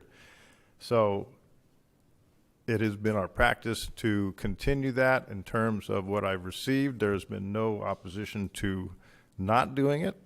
And so if there's any desire on this council at this time to go ahead and suspend our policy of not broadcasting and recording during the election period, then I need to have someone speak on that. Mr. Contreras. Yes, sir, thank you. I'd like to ask the attorney, since we've not been able to find anything that would legally cause us to not broadcast this, would it be your opinion that we should go ahead and broadcast? This is your meeting, these are your rules, that's been your custom and practice for a long time, so you have the right to change the policy whenever you deem it appropriate. Okay, would this be a consensus, looking for No, consensus? can't do, but let me interject, because I have been of the opinion that we should broadcast for transparency purposes. However, noting that the person sitting in this chair is presiding over this meeting, and knowing how we are concerned about electioneering, that's the whole point of this. If there is electioneering, that the person presiding over this meeting has the authority to stop someone from doing electioneering. So that has been my opinion from the very outset, that we ought to go ahead and go broadcast and record, but allow the mayor presiding over the meeting, if electioneering does take place, to ask that person, if not demand that person, to cease electioneering. That's my opinion. We can't take a vote, but it's like, here he is with the consensus thing again. I am willing to go ahead and allow it. Yes. Yeah. Instead of doing a consensus, you can announce what you want to do and how you want to handle this, and then if someone wants to challenge you, they can call a point of order and put it to a vote. Okay. And it doesn't require an agenda item, because it's just a ruling by the mayor. Okay, so let's capitulate this as best as I can. We have a policy that is unwritten that the city that during city council meetings during the election period, which we are now in, that we do not broadcast or record citizen comments for fear of electioneering. That has been in practice for longer than I've been in this chair. I have been of the opinion, publicly and vocally in city council briefing sessions, that I believe we ought to allow it, but that the mayor does preside over the meeting, and if electioneering does occur, then the mayor has the authority to stop that person from doing electioneering. So unless there is a point of order in opposition to what I wish to proceed as allowing it to be recorded and broadcast, does anyone have a point of order that they would like to make? Seeing none, then we will not preclude the broadcasting and the recording of citizen comments during the election period. And I will take that as to be in effect from now until the end of the election period. Thank you. Thank you. City Attorney, thank you for your advice and counsel on that. So tech team, I want to make sure everything is up and rolling. Very good. Okay. So citizens, you have heard this discussion, and I would request, if you had in mind to do any electioneering, please don't do so, because it will save me having to stop you, and it will save you having to be called upon. Thank you very much. So the citizen comments cards that I have in the order I've received them. Judy Smithy.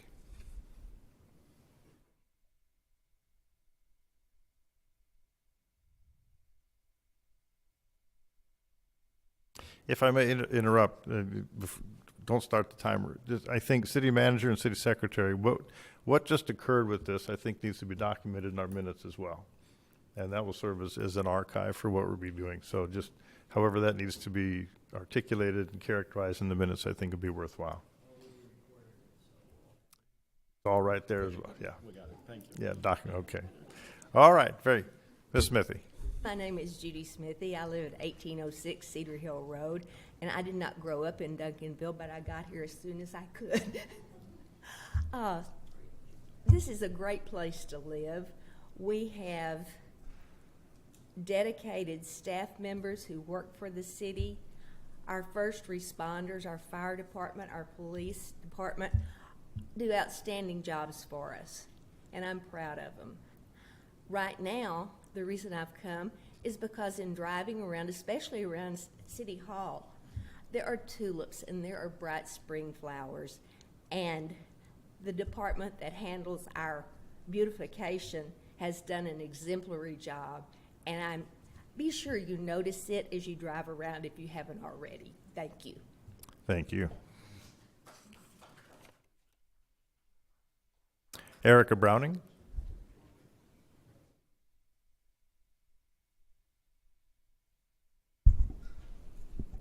Erica Browning, 442 East Cherry Street. I want to say, first of all, that I'm very glad that you've reversed that practice of yours, because a couple of years ago, when we had the Land Preservation Advocacy had over 200 people in this building and over an hour and a half of public comments, none of that was recorded, and that was a historic moment in our city. So I'm glad that that kind of thing won't happen again. I am here to talk about the nature preserve because it's been 8 months and there's nothing visible that is happening over there. I know that there are people behind the scenes working very hard to get a master plan going, but we're not being updated. And our Nature Conservancy is fielding questions from citizens all the time asking what's going on. And we don't have an answer. And so my suggestion would be that there be a staff liaison who can give a member of our board regular updates so that we have answers for the people and so that we know what's going on and maybe we can, be of service as well. So I just wanted to suggest that. Thank you. Thank you.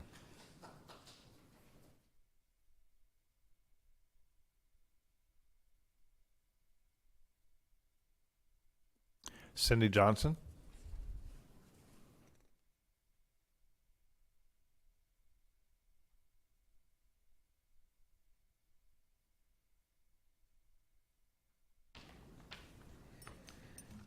My name is Cindy Johnson. My address is 1420 Windmill Hill Lane, Cedar Hill, Texas. Good evening, Mayor, Council. On October the 1st, 2023, I signed a 3-year lease on a building in Duncanville that has always been restaurant use.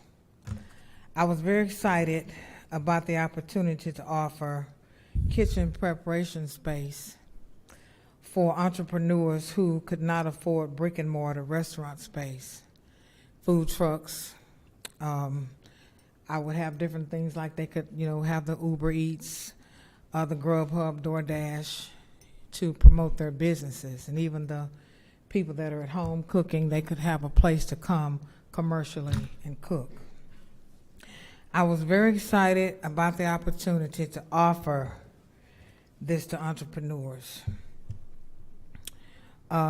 Today I've spent over $15,000 in rent on a building that I have been unable to occupy because I have not been approved for a certificate of occupancy. I have spent an average of 2 days a week at the City Hall trying to satisfy each item that I was told was needed. I was in and out, in and out. Each time there was always something different. Each time I complete what I'm told that I need to do, I'm told something different or additional is needed and an additional fee. I feel that I have been talked down to and treated as an unvalued human being. My hands are tied. I'm asking for your help. What it appears is that I just keep spending money paying this rent because I don't want to lose my space. but nothing is happening. So I really do need your help. Thank you so much. Okay, thank you.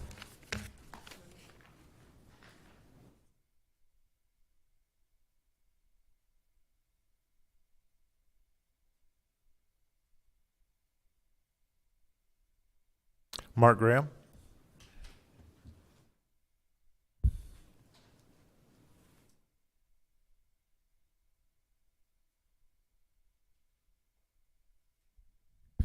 Mark Graham, 410 Santa Fe Trail. And surprisingly, I'm talking about the lad. Although the city manager just kind of took everything I was going to say right out of my mouth. But there are things going on at the lad right now. First Friday of every month and the third Saturday of every month, there is a work day that is put on by the Texas Master Naturalists. And anybody's welcome to it. So if you want to help clean the land, or we are in the process, excuse me, I'm not a Texas Master Naturalist yet, but we are removing invasive plants now. It is open for anybody that wants to do it. Few people have shown up. A few of you have, and I appreciate it greatly. But it is there every Friday, 9 a.m., for 2 hours, and every Saturday, the third Saturday, at the same time from 9 to 11. Or guess what? They're marked with flags out there. If you get the urge just to go out there and want to pull some invasive plants, they're there. No one's stopping you. You can do this yourself, folks. It doesn't have to be organized. Some of us have been doing that for a long time now. And things like signs and stuff are incredibly needed at this point in time. I just sent y'all photos of another situation down there. It's time we tried them. They may not work, but it's time we tried them. I went with Robbie from Texas Master Naturalists to Village Tech. They're willing to do this for a cost, and we're ready to get them done. So hopefully what the city manager said is fixing to happen. Thank you very much. Thank you. Pastor Chris Gutierrez.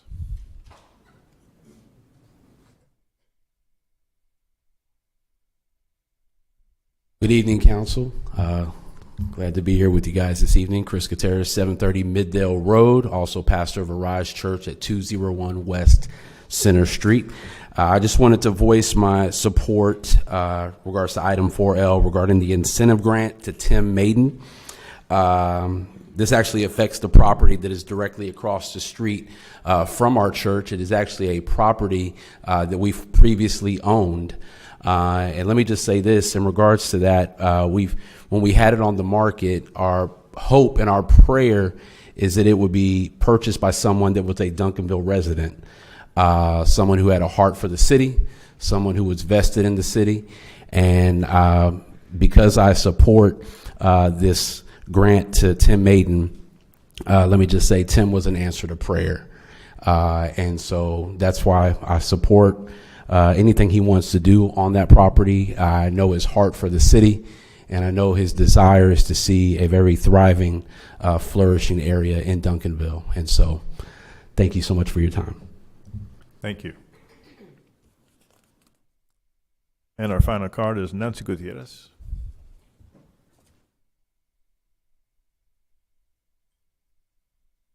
Good evening, Nancy Gutierrez, 730 Middale Road, Duncanville, 75116.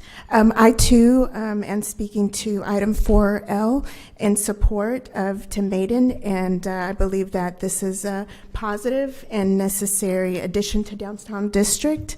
I believe that it will enhance the area, it will create job opportunities, and it will contribute to our economic growth. Thank you.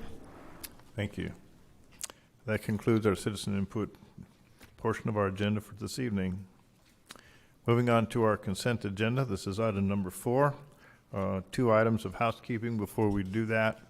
It has been requested by members of council that we take item 4K and give it individual consideration, and item 4L and give it individual consideration. So item 4L on the consent, item 4K on the consent agenda item is going to become item 5E under individual consideration, and item 4L under consent will become item 5F under items for individual consideration. So, City Secretary, if you would please read the consent agenda items. Thank you, Mayor. Item 4A, consider the minutes for the February 20th, 2024 City Council regular meeting. Item 4B, consider a resolution to enter into a joint election agreement and election services contract between Dallas County and other jurisdictions holding an election on May 4th, 2024 to be administered by the Dallas County Elections Administrator in accordance with Subchapter D of Chapter 31 and Chapter 271 of the Texas Election Code. Item 4C, consider a resolution approving a 5-year annual contract renewal with MCCI LLC for Laserfish Cloud Solutions for records management repository training center and support services in an amount not to exceed $156,000 over 5 years. Item 4D, consider a resolution approving a renewal contract for the City of Duncanville's mass emergency notification system with Everbridge, Inc. through GSA contract GS-35F-0692P in an expenditure amount not to exceed $65,034.75. Item 4E, consider a resolution authorizing a contract for grounds maintenance equipment parts and supplies with Pioneer Manufacturing Company through buy board contract number 706-23 in the amount not to exceed $80,000 over the 5-year period. Item 4F, consider a resolution amending the FY 2023-2024 master fee schedule for planning and neighborhood services to add the native landscape permit fee of $25. Item 4G, consider an ordinance amending the FY 2023-2024 budget by appropriating interest income received to date and amending expenditures for InterGov software re-implementation project management services. Item 4H, Council to consider adopting a resolution approving an agreement with Barry Dunn for the implementation of Tyler Technologies InterGov software with an expenditure amount not to exceed $132,800, authorizing the city manager to execute all documents required for such agreement and establishing an effective date.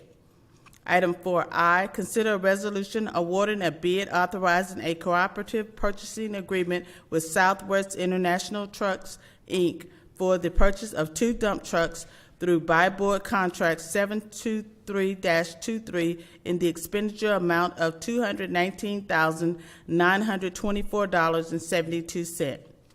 Item 4J, consider a resolution authorizing the procurement of goods and services to replace the fiber connection between D.L. Hopkins Jr. Senior Center and Central Services Building 103 in the expenditure amount of $54,367.01. Item 4M, consider a resolution authorizing the purchase agreement for the purchase of an armored vehicle with the use of asset forfeiture funds for a future purchase not to exceed $400,000.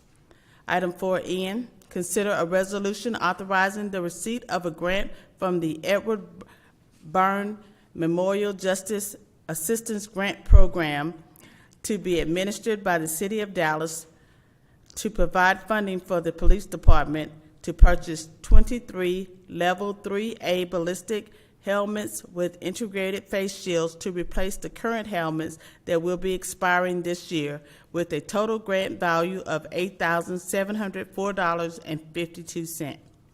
Item 4O, consider a resolution authorizing the receipt of a grant from the Edward Byrne Memorial Justice Assistance Grant Program to be administered by the City of Dallas to provide funding for the police department to purchase 2 JAMAR Technologies Black Cat 2 radar bundles and 4 accompanying lithium batteries with a total grant value of $9,080.80. Thank you, City Secretary. Mr. McBurnett? Chair will entertain a motion to approve. So moved. Mr. Thank you. McBurnett, motion approved by Mr. McBurnett, second by Mr. Contreras. Council, please vote. Unanimously approved. Thank you. As I mentioned in briefing session, I'll mention now item 5A. We are going to put that at the end of our city council meeting since we have not had executive session. I'm moving executive session to the very end of our council meeting, so whatever occurs after that, we will come back to item 5A. Item 5B, consider an ordinance of the City of Duncanville, Texas, amending the Code of Ordinances by amending Chapter 19, Traffic, Article 6, Stopping, Standing, and Parking, by adding Section 19-117, Public Highway, Interstate 20, and State Highway 67, providing for regulations, providing for a severability clause, providing a repeating clause, providing a savings clause, and providing for an effective date. Thank you, Mayor. Do you want me to Mr. come down City here or Attorney. you want me to stay here? So okay. History goes back to November the 6th when we had a we had a brief retreat in the fall, and as a result of some comments made in that, in terms of the problems that we're having, I sent an email to the OPRs in TxDOT saying that we need to do something about this issue that we have on the ramps at I-20 and 67. And the response from the OPRs at TxDOT said, give us an ordinance and we'll put up signs stopping parking. So that email was sent by me to the OPRs on November the 6th. Responses come back. Then the city manager was then asked to have an ordinance prepared through the city attorney. So city attorney, you can take it from there. You've prepared the ordinance. Thank you. Mayor and council, this is, as the history has been related to you by the mayor, this has been a long-standing issue with our community about truck parking along the interstate and specifically along I-20.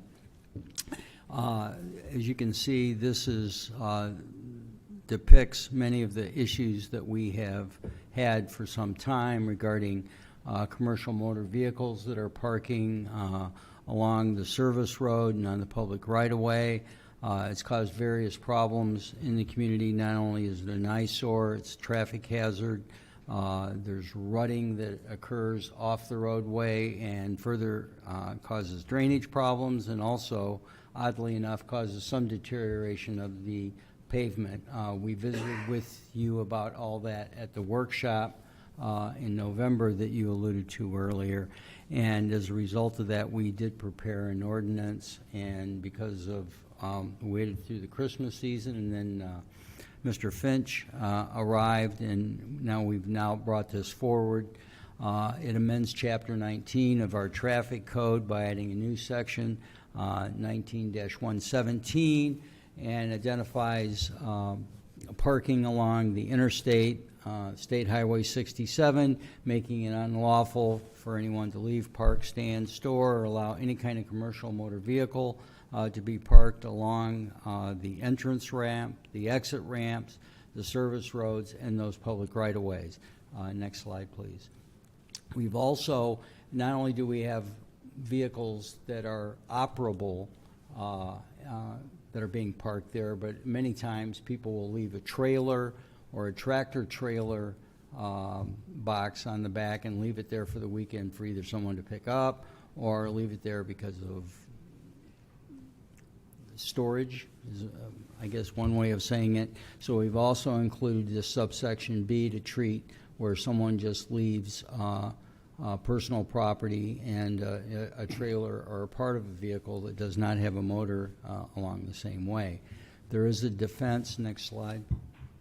There is a defense to the ordinance that if there's a bona fide accident or there's a emergency that would require the vehicle to be parked there for a brief period of time, that they're allowed to do so as to take into consideration emergency situations. This provides a defense if someone does get a ticket and there is at least a record somewhere of that traffic accident or the need to have that vehicle there for less than a 24-hour period, they may do so without fear of penalty. So next slide. As a result of passing this ordinance tonight, we will notify and send a copy of the ordinance to TxDOT, and they will undertake the process of installing signs. We would hope that it would be sooner than later, but it would probably be somewhere around 8 to 12 weeks before the signs would actually go up. So we would urge you to pass this ordinance tonight. Thank you. Thank you, Mr. Hager. Mr. Contreras. Yes, I'd like to, this is a good thing. I started investigating this in District 5 on I-20 where the majority of these problems were occurring, which is my district. That was 2 years ago. I took pictures. I drove to Seagoville, Grand Prairie, Dallas, finding locations where these signs were posted, and they were 100% effective. Each time I visited those locations, there were not trucks parked there. So I know this would be effective, but I knew it was going to be a while for us to process this. Didn't think it'd be 2 years.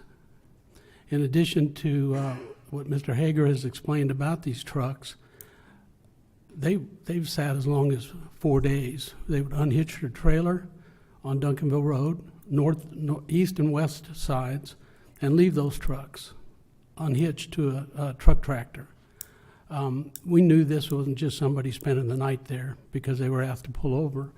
And I was reminding folks at that time that there was 11 miles away in Lancaster, there was free truck parking.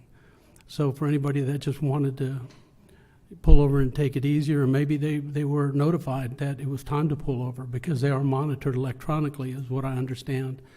How they were picking Duncanville as that destination, well, if you went to Grand Prairie down the hill, they had the signs up. If you went to the east in Dallas, they had the signs up. And as I said before, there were no violations there anytime I drove by. So I pursued this for a while, and I'll end by saying that, and I hope that we can do this too in conjunction with stopping this. I hope that we can also address the damage that they've done on the asphalt road where they've been parking and dropping off of up to 8-inch drop-offs that would certainly affect a small car if it had to pull over in an emergency coming off of the highway. They would not know they were going to drop off and probably bottom out. I suspect, because Ms. Colton and I have talked about this, and she's our liaison with TxDOT, and she's done a good job on reporting issues, that along with this, that we see sometime in the future where they would come back out and repair those what I call emergency lanes to the full width of a car, so that cars that are in need at night in the dark can safely pull over and be out of the lanes of traffic. But due to the damage that's been done by this long process of trying to get this ordinance in effect, the damage has been done. So hopefully that's the next step we can take, and we'll talk about that down the road. In the meantime, I would, if it's appropriate time, I'd like to make this motion. There is a motion. I do see Mr. McBurnett has asked to make a comment as well. It'll be quick. He's made the motion. I'll go ahead and second it. But my comment is thank you, Mr. Contreras, because I know you've been discussing this item, and I know our mayor also has had a fleet for a little bit, so he understands this issue as well. But it is about safety and beautification of Duncanville. So I want to thank y'all for spearheading this. Thank you. So we do have a motion by Mr. Contreras. We do have a second by Mr. McBurnett. Though that motion and second were pretty quick, but sometimes if there's any further discussion, I can allow that. I don't see it. So council, please vote. Unanimously approved. Thank you. So city manager, with the passage of this ordinance, that will be passed to TxDOT, and TxDOT can implement the posting of signs as necessary. Thank you. Thanks. Going on to item 5B and 5C, let me give you instructions in terms of how we conduct a public hearing in the city of Duncanville. The first step is that the staff member will give a briefing on the item, and then it will be open to the public hearing. I will preside over the public hearings. We allow 10 minutes in the aggregate for each side to speak. And that would be each side that wishes to speak in favor, each side that wishes to speak in opposition to the SUP that's been proposed. And in the aggregate, what that means is that one person, if you need to take the 10 minutes, you may, but if there are other people that want to speak, that 10 minutes is completed, no matter how many people have spoken or unspoken. So if you wish to speak during that 10 minutes, please use your time judiciously in case anyone else wants to follow you. So with that, that's how we proceed. We will then, I will open the public hearings. I will close the public hearings with a motion, then we'll open it back up for discussion by council, and council may discuss that with staff or with the applicant who may be present. So with that, we're taking item number 5C. Conduct a public hearing for consideration and action regarding the request of Sambatech applicant representing Hajoka Corporation for a specific use permit to allow for the use building materials sales and consider adopting an ordinance amending the comprehensive zoning ordinance and map on Crestview, Block C, lots 20, 20.1 and 21, more commonly known as 624, 626, and 628 Crestside Drive in the city of Duncanville, Dallas County, Texas. Mr. Warren, the floor is yours, sir. Thank you, Mayor, Council. The request, as just read into the record, is to obtain a SUP to allow the operation of the use building material sales on the property. What that means is, as defined in our CZO, is a retail establishment for the sale of building materials such as lumber, hardwood, stone, brick, or similar materials. The property is in Opportunity Area 1 on our future land use map. It is zoned commercial, which requires a specific use permit for the use. The image on the left is an aerial of the subject property. Image on the right is an aerial, is a overview showing the zoning being largely commercial district in the pink area with industrial to the northwest. 20 mailings were sent out. We had 1 response in favor. We had no responses in opposition to this request. This is a site plan showing the orientation of the structure along Crestside Drive with parking on the east and a section for large delivery trucks to be able to access the property. This is an overlay with the existing aerial showing the area in question. This is a landscaped plan showing that it will meet the 20% requirement for the area, as well as the introduction of a number of trees on the site. So here's elevation showing from the east, the west, the south, and the north. And that north elevation showing the three large bays for the delivery trucks. Here's a proposed site plan, being some 18,000 square feet. Indicated in the northern section is kind of highlighted. You can see a little closer on this image. Is a proposed office plan. Being some 3,500 square feet for sales showroom, some area for training, and various office type uses for this larger development. So a few considerations for specific use permits.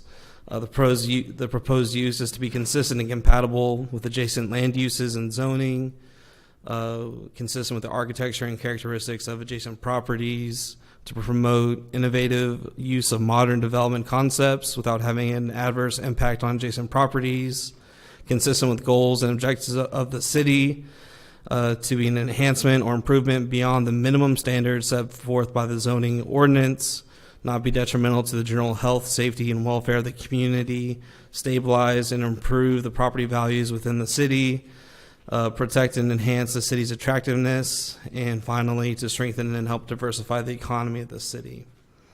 Another important note is that with considering specific use permits, a time period may be imposed. However, that really is intended for temporary uses, and those particular uses that do not require a substantial investment to the site. And in this particular instance, a rather substantial investment is proposed on the location, so the time period is suggested to be unlimited. Staff recommendation is approval, and Planning and Zoning Commission recommended approval by a vote of 5-0 at our last meeting. Staff will stand for questions. We will take questions from council after the public hearing. Thank you. So moving on to the public hearing. As I stated earlier, the manner in which we do this is I will open the public hearing. Those individuals who wish to speak in favor, will be called forward. Those who wish to speak in opposition, called forward as well. 10 minutes in the aggregate for opposition and in favor. So opening the public hearing, City Secretary, the timestamp is 7:56.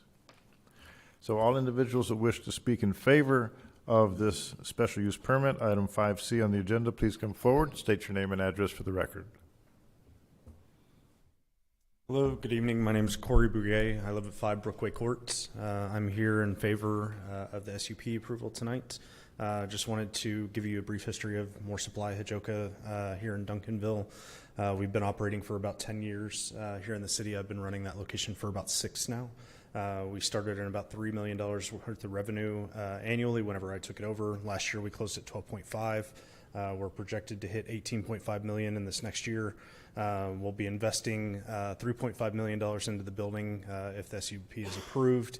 We will also completely renovate our building off of 67 to beautify the highway side, putting a high-end retail showroom for homeowners and builders to come in and make selections for their plumbing fixtures within the community. I was here to basically stand for any questions that you may have, and just thank you for your concern. If we have any questions for you, they'll be closed after the close of the public hearing. Any other individuals who wish to come forward and speak in favor of this special use permit? Seeing none, any individuals present who wish to speak in opposition to the special use permit, please come forward. Seeing none, closing the public hearing. The timestamp is 7:58, City Secretary. Now open it up to discussion by City Council members. Mr. Contreras. Excuse me. Thank you, Mayor. Yes, if the gentleman will come back up, and Nathan, I may have some questions for you regarding this. First off, I'm favorable to this. Okay, so my questions are just going to be technical questions I want to run through. It shows to be lumber supply and some other items that may be for sale in there, but yet you have a plumbing supply house in the front. These are two separate operations? No, this will all be building material goods, which is classified under your description for building sales. So we'll continue. I think what may help is the image on the left is the aerial of showing both the existing business, which is More Plumbing Supply. It's a catty corner to this, to the vacant lot, and the vacant lot what's proposed before you today is for that use of building material sales. So that will be the new building that will be developed, and the site plan that's proposed will be housed in its entirety at that location. So to be clear, these properties are adjacent to each other, and is there a plan to be moving product or going back and forth between these two lots as a part of regular business operations? We need to come to the microphone there. Yes, there will be regular maneuvering of material back and forth, but if you look to the east of the proposed property, we have already gone through the process of replatting that, getting authorization from the city, and pouring a concrete section there. So it is one continuous lot from our existing structure to the new one that we will be building, so we won't be on any of the access roads or streets around that area. So where it says existing pavement, have you bought that lot? We're on a long-term lease for 20 years. Okay. Yeah. And so with that, you plan on replatting, so this is all one continuous lot? We have replatted the section that is all the property on Crestside Drive into one lot already. Okay. And the one to the east of that was actually an old cross-section of 3 properties with Wells Racing, Childers Canvas, and then an individual section there. And we replotted all 3 of those, to make it current for the city and poured the concrete on the one that we Okay, well, you got me totally confused, but but I trust. I trust. I can perhaps shed some light to the confusion. I didn't think we were confused. Oh yeah, oh yeah. So if you'll see, and I wish I hadn't taken out the slides that show really clearly the lines. You can see them faintly.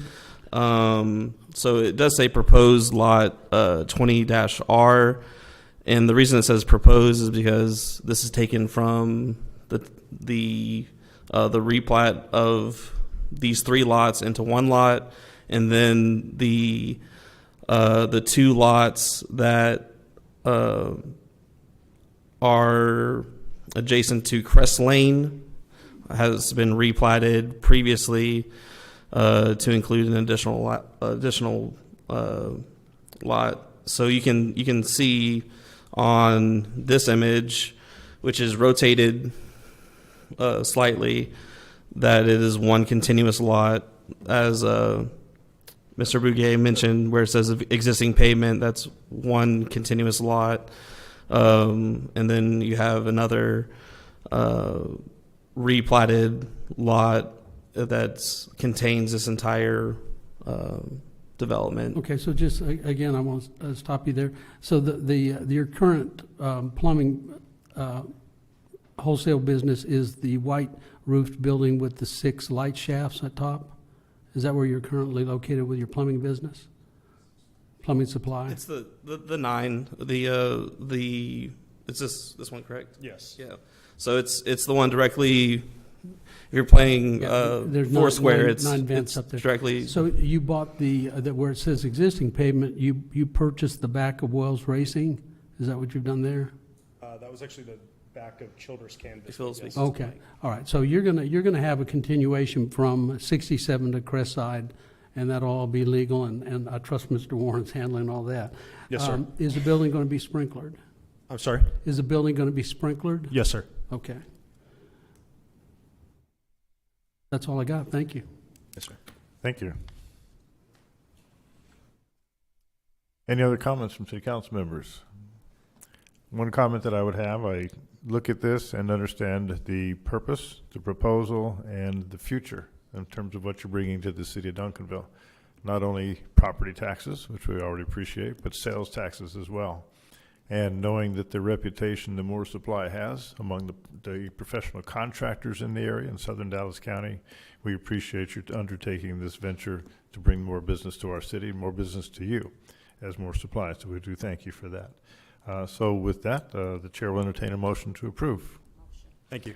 Have a motion to approve by Councilmember Gooden. Is there a second? Second.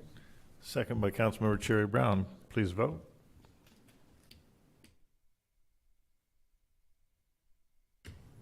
Unanimously approved. Thank you.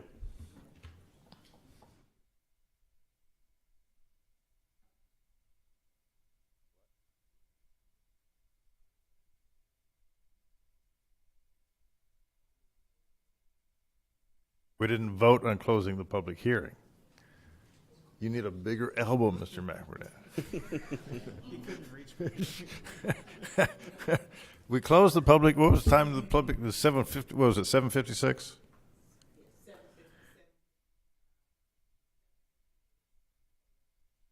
We closed the public hearing at 7:58. So we will ratify closing the public hearing.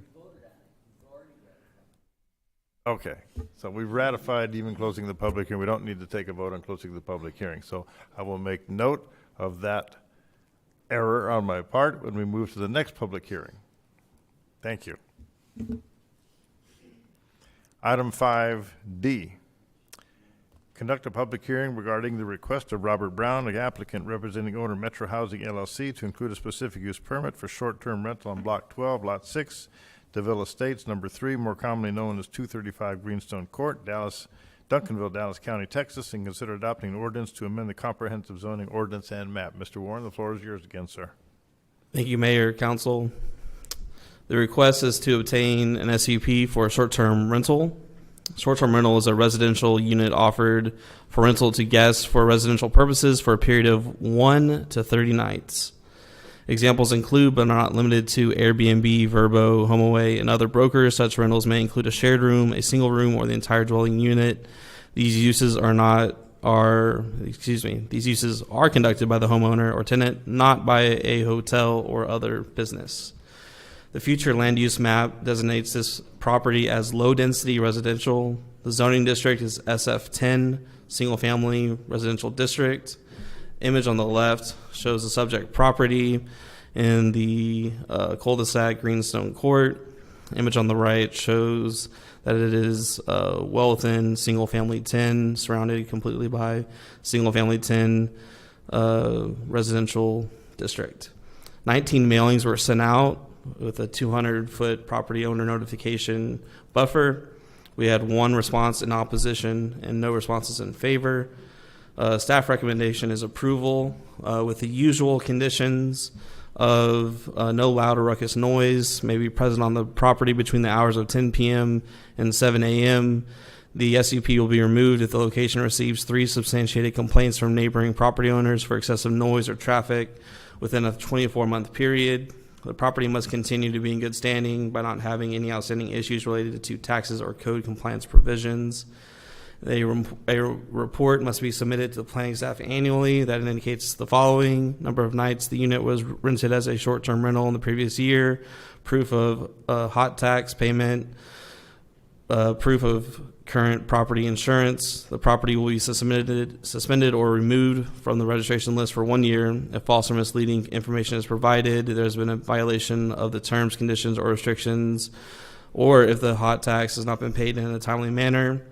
Continued operation of a short-term rental following suspension or removal from the registration list will be considered a violation of the city's CZO. The Planning and Zoning Commission recommended approval with the recommended conditions by a vote of 4-1. This concludes staff's presentation. Thank you. Thank you. I'll now open it for a public hearing. As I stated earlier, our policy and rules are that the individuals who are in favor of the SUP will have 10 minutes to speak. Those in opposition have 10 minutes to speak as well. I'm opening the public hearing on this particular item. Item 5D. The timestamp, City Secretary, is 8:09 p.m. All individuals present who wish to speak in favor of this SUP, please come forward. Seeing none, any individuals present who wish to speak in opposition to the SUP, please come forward. Seeing none, City Secretary, in closing the public hearing, the timestamp is 8:09. Chair will entertain a motion to approve closing the public hearing. Motion to close by Mr. Contreras, second by Cherry Brown. Council, please vote on closing the public hearing. Unanimously approved closing the public hearing. All right, going back to discussion. Any council members have any discussion points they would like to address? Mr. Contreras. I think I looked pretty carefully through this report, but I don't think I saw anything as to whether or not the owners actually reside there and plan on residing there. So from the Planning and Zoning Commission meeting, the property owner lives in Waxahachie, so he will not be living on the premises and renting out his primary residence. Hopefully that Were answers they your at, question. were the applicants at that meeting? They were. Okay, thank you. Question then, you just mentioned primary residence. Is the the owner lives in Waxahachie. Correct. This is not the owner's primary residence then? It is not his. No, he doesn't. He doesn't live there, and he would not be renting out his property as his primary residence. Is it a registered rental property at this time? No. So it's a vacant house? To my knowledge, yes, and it is intended to be used as Airbnb for short-term rental. For short-term rental, okay. Because Mr. Contreras asked the same question I was going to ask about residency. We typically, in terms of my recollection of how this council responds to SUPs on short-term rentals, the residency is a key component of that consideration. And in the past, we have normally approved short-term rentals if the owner is in residence, and we have typically disapproved SUPs if the owner is not in residence. So I think it's especially critical that Mr. Contreras asked the question. I had that in mind as well, and understanding that. So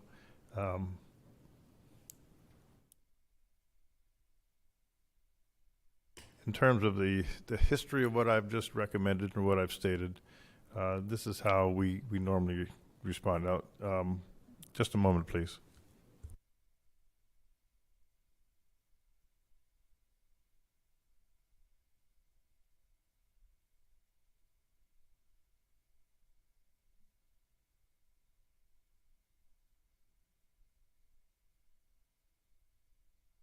I believe the property owner is just arrived as well, if it pleases the council.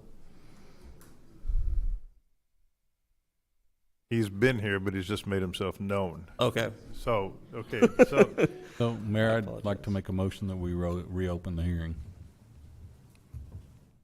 what I was going, because the question now comes up that an individual did not come forward and speak during the hearing, has now physically made some move to make me recognize that individual. So I think it is appropriate to reopen the public hearing in terms of allowing this individual to speak. And I'm not going to recognize an individual in any way, shape, or form in terms of the property itself. That'll allow the individual himself to make that statement. So with that recommendation, which I concur with, we're going to reopen the public hearing. The timestamp, City Secretary, is 8:13. So I will then call forward any individuals who wish to speak in favor of this SUP. Please come forward, state your name and address. Mayor, so I'll second the motion to reopen the public hearing. There really didn't need to be no motion for that. Did it? Okay, fine. Please vote on reopening the public hearing. Reopen public hearing, timestamp is 8:13. Please state your name and address for the record, please. My name is Robert Brown. I reside at 40 Ellis Oak Court, Waxahachie, Texas. And I'm the owner of the 235 Greenstone. I also have a shop over in Duncanville as well. We've owned that property for over 20 years. It's on 616 Crestside Drive, right up the street from Moore's. Yeah, we intend on actually having an Airbnb, but we intend on actually taking care of it. Not like slumlords. They open up places, never take care of them. They don't even maintain them, watch over them, or they're not even cautious of who they let in that place. We don't want parties. We don't want those type of environments coming into that particular subdivision or that kind of element. So I'm here to answer any questions you have. Well, this is the public hearing. It's not a time for us to ask questions. I'm sorry. After we close the public hearing, then we can call you back up as the applicant to ask you questions. Okay. So thank you for your statement. Do you have anything to add? No, sir, not at this time. Okay. All right. Thank you. Any other individuals present who wish to speak in favor of this SUP? Seeing none, any individuals present who wish to speak in opposition to the SUP, please come forward. Seeing none, we're going to close the public hearing. Timestamp is 8:15. Chair will entertain a motion to close the public hearing. Please vote. Or So moved. I'll take a motion. So moved. Mr. McBurnett, motion. A second. Mr. Kuntz, please vote on closing the public hearing.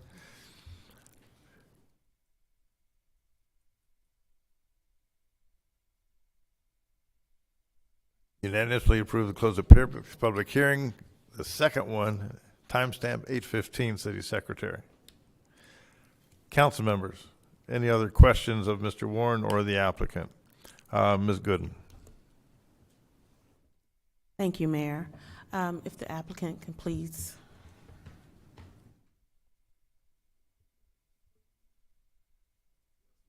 Thank you. So my first obvious question is, why didn't you come forward at first? Can I ask that? I didn't even know I had to, Rick. Okay. I really didn't know I had to, but I'm glad I'm here now. Okay. So how will you manage the property if you're not staying? I understand you said you have business here. Yes. Nathan, could we have the stipulations pull back up, please? Yes, the conditions. So it was something about a time frame somewhere I thought I saw, from 7 to 10. Okay, so hours of 10, 7. Okay, so how will you manage the property and make sure that the recommended conditions are adhered to? Well, I'm always in Duncanville, so I can always go by my place.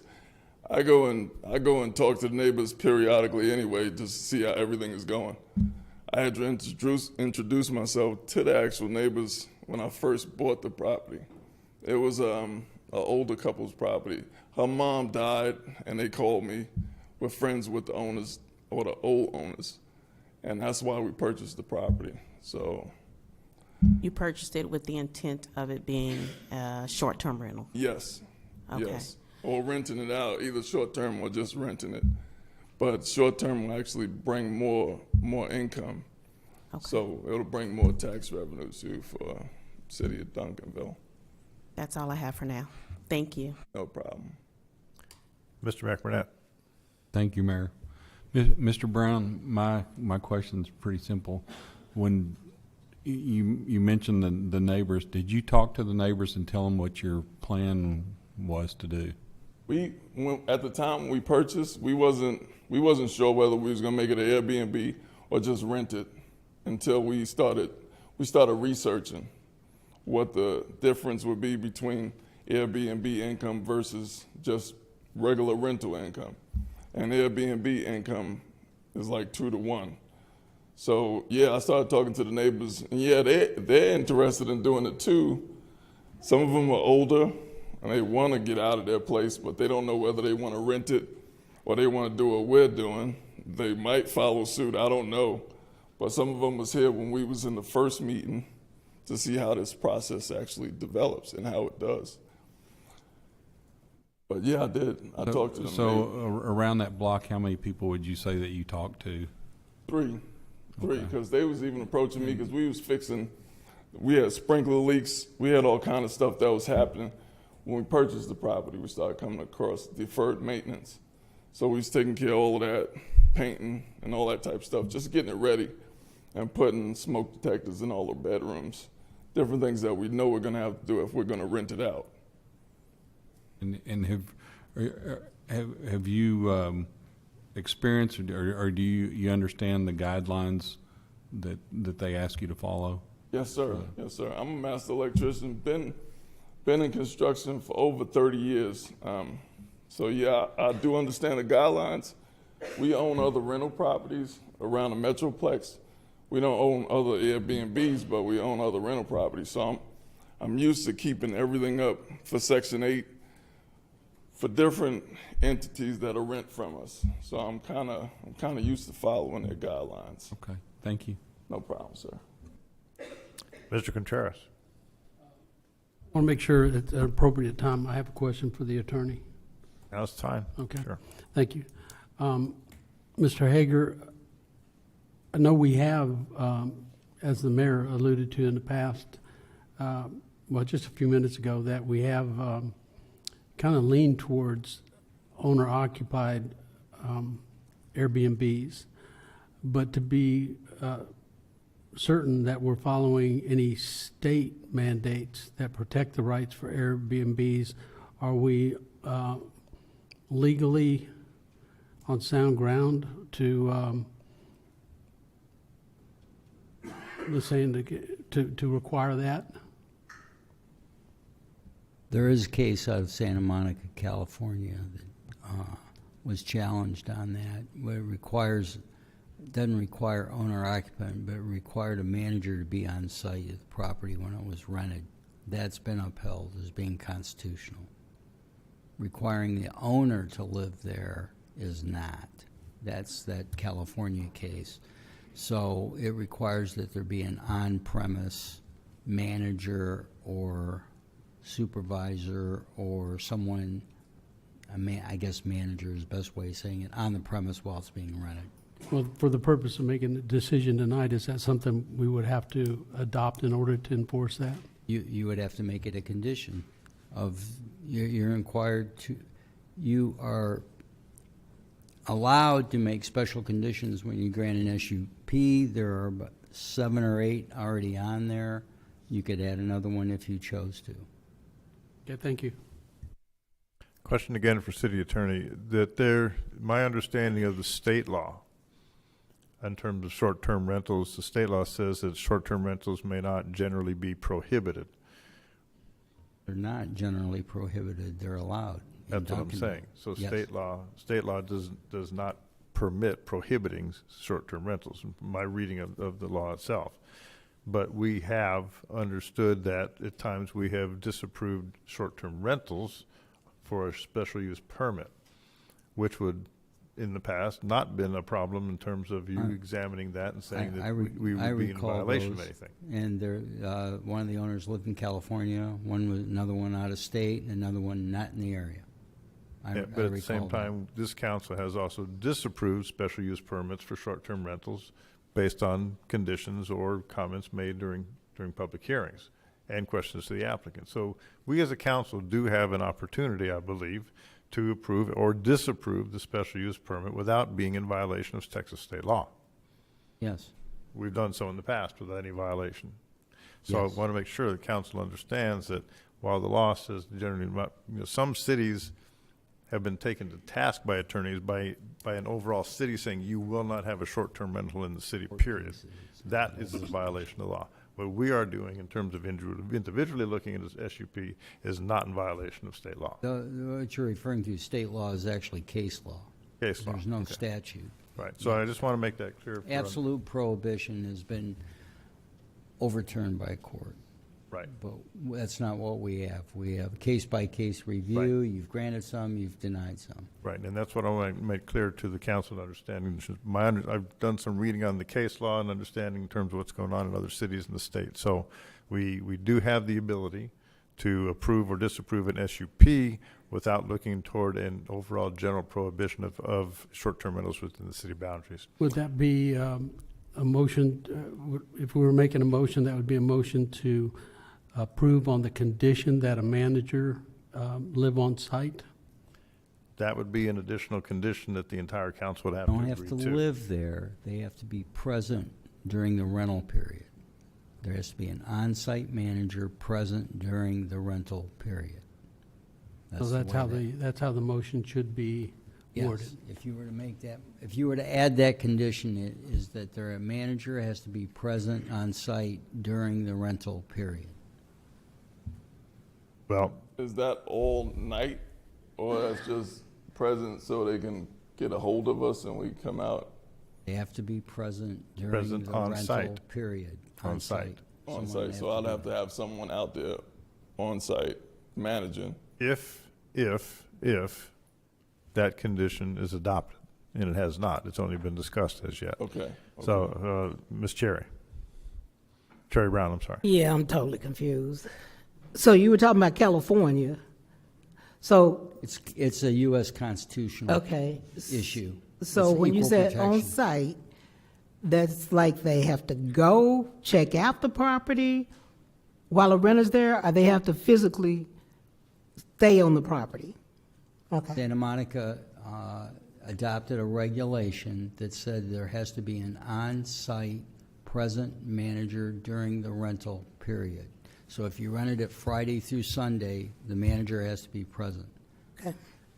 And that was upheld as being constitutional. Some other cities have adopted owner-occupant only. That's been struck down. That was been struck down in Texas, as a matter of fact, and an absolute prohibition that Grapevine adopted has been struck down. The tier system, which allowed certain areas of town that Arlington had to have zones where there was no STRs allowed, and then zones where they were allowed, that has at least to this point been upheld. So what we recommended to you all was do it on a SUP basis, look at each property individually, look at each owner individually, and then make a determination on what you thought was best for the neighborhood based on criteria that Nathan has discussed and the conditions that you put in place. And as I said, I'll reiterate, historically, we as a council have approved SUPs where there has been an owner in residence, and we have typically disapproved SUPs where an owner is not in residence. And that's our history in terms of how this council, in my presence, has operated for short-term rental SUPs. And personally, I would maintain how we have acted as a council in the past in terms of understanding that particular aspect of approving or disapproving this particular SUP that we have before us tonight. So with that, now understand normally what we do, however you feel in terms of in favor or in opposition, if there is a motion to approve, that is what we will approve the motion, or we will reject that motion and disapprove the SUP. Sometimes we get confused on that, but basically we always take what we have found out it's best for understanding is that there always is a motion to approve, and then we vote on whether we approve or disapprove. So we got confused in that, got wrapped around the axle a few times, but we've stopped that now. So you know, so Always state a positive motion. right. Negative We motion and it fails. we don't understand. I know that's why we now know what we are doing. So the chair. Do we? I'm glad this is being recorded. So the chair, by seeing no further discussion, the chair will entertain a motion to approve item 5D, an SUP for a short-term rental at 235 Greenstone Court. We have a motion to approve, Mr. Veracruz. Motion to approve. Sorry about that. Is there a second? Second.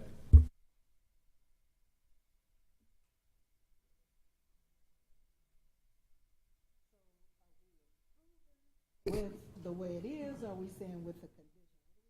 We are making a motion to approve exactly what we say with no change.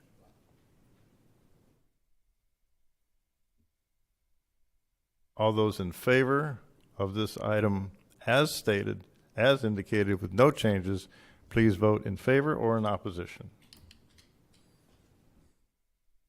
The item is disapproved with a vote of 6-1, Mr. Veracruz dissenting. Thank you. All right.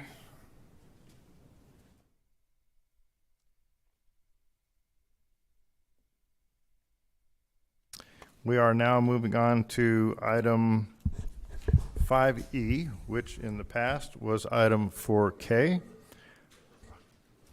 Item 5E now reads as item 4K. Consider a resolution authorizing the approval of an earnest money contract agreement, B, for the purchase of real property at 200 West Center Street, Duncanville, Texas, 75116. Mr. Brewer, the floor is yours, sir. Good evening, Council. Jeremiah Brewer, Economic Development Coordinator for the City of Duncanville. Jeremiah, just raise that mic so you don't have to lean over. I know you're like tall, but we don't want to make you uncomfortable.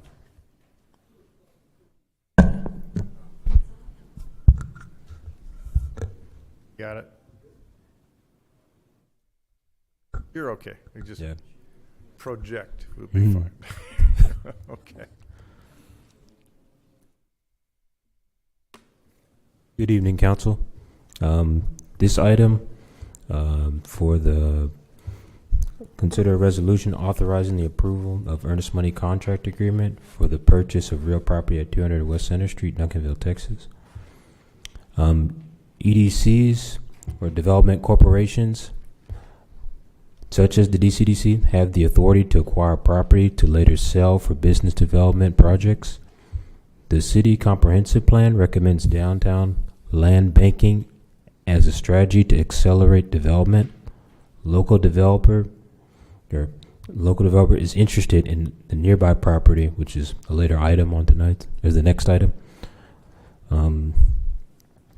Is interested in what happens with that property, and the owners are looking to sell, and there are other actions being taken on the property and around it. Land banking will allow the city and the DCDC an opportunity to safeguard a prime downtown property for future development. And this property is the 200 West Center Street. The seller is SC Funeral Homes of Texas Incorporated, the buyer being the Duncanville Community Economic Development Corporation. The property description, it's approximately 1.57 acres of land and 7,512 square feet of building improvements located in Dallas County, and that includes all fixtures, equipment, personal property, inventory, and supplies located on or used in connection with the operation and maintenance of the land or of its improvements. The purchase price is $650,000. It'll be paid in cash at closing, as well as an earnest money in an amount of $10,000 to be deposited within 48 hours of execution of the contract, and all earnest money be held in escrow by the title company. The earnest money will be applied to the purchase price at closing or delivered to seller or buyer upon the terms of the definitive purchase agreement.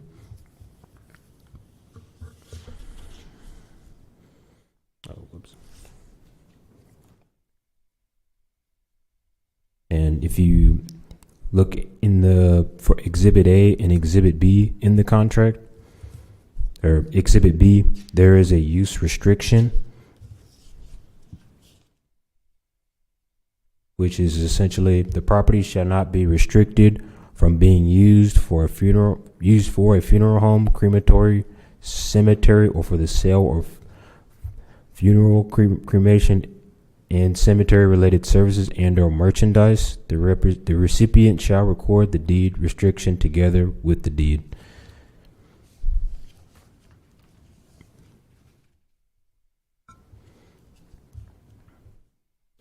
And so what we're asking of City Council tonight is to approve the earnest money contract agreement. Mr. Brewer, I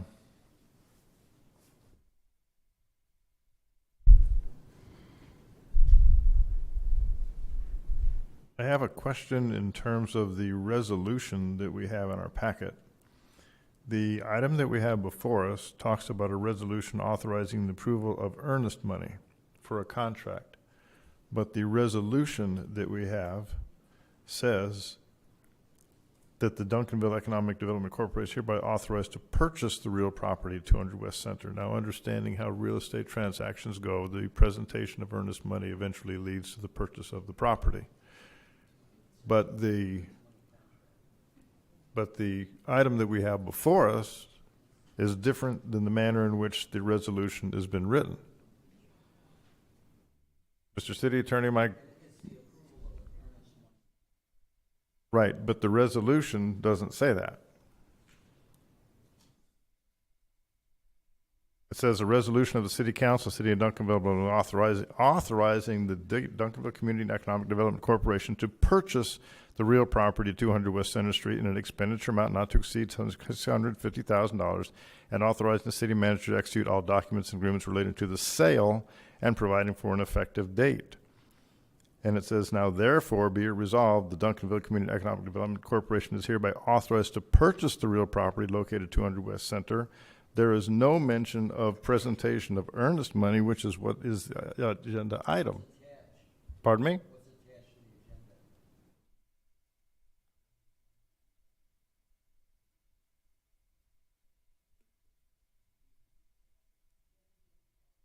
I'm sorry, I thought that was on. The earnest money contracts attached to the resolution, it's part of the agenda packet. Is there any question that the council doesn't understand that they're authorizing the EDC to purchase this land? I know I'm on a very technical issue here. You've taught us to read things very carefully and to make sure what we are reading is understood in terms of what we're voting upon. The contract, the earnest money contract is Exhibit B, as Mr. Brewer correctly stated. In paragraph number 2 says execution of this contract with $10,000 leads to item number 1, the contract sales price of $650,000. I don't have a problem with what we're doing other than the technicality of the resolution as read and in the document that I'm going to put my name on or my signature on is different than what the resolution is reading in the agenda. If you're okay, I'm okay. The agenda notice. The notice is to put the public, the purpose of the agenda is to put the public on notice. We publish the agenda packet with a link. So if the public has been notified that we may be purchasing or authorizing the EDC to purchase land, that contract, which this contract is included in the packet, the public has sufficient notice for you to vote on it. Understood. Clearly, I get that. I'm just concerned that the agenda item that we have doesn't talk about the purchase of the property, only the contract as an exhibit to the item, and the resolution does. Now, I'm saying, if you as our legal advisor on this are okay with how the wording of the agenda reads and the wording of the resolution, which does not have anything to do with earnest money, but the contract attached to the resolution, the earnest money contract, does lead to the eventual purchase, I'm okay. But I'm just saying you have taught me personally to be very careful with the wording of the resolution, the wording of what we have on the agenda match, and in this particular case, they don't. In your opinion? Yeah. Okay, we can vote. I'm sorry? We can vote. Okay. I just want to make clear in terms of A and B and C sometimes end up in Q, R, and Z. All right.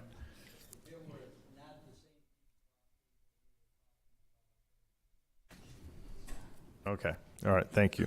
So, city attorney has put me at ease in terms of my understanding how we put things together. No fault of yours, Mr. Brewer. Absolutely. Okay. Mr. Contreras. What are we voting on?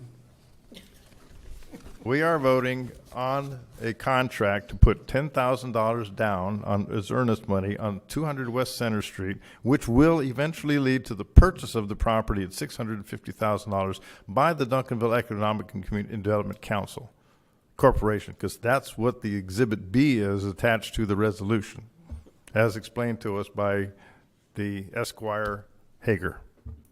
So is my question, which is going to be regarding how we came to the value of $650,000 on this property, is it pertinent now or in the next? It is not pertinent. At this point? It is Okay. not pertinent. All right. We are voting on approving what the DC EDC has said that they wish to do. Has nothing, that question is not pertinent to what we I'm have. ready to vote. Okay, Mr. Coons.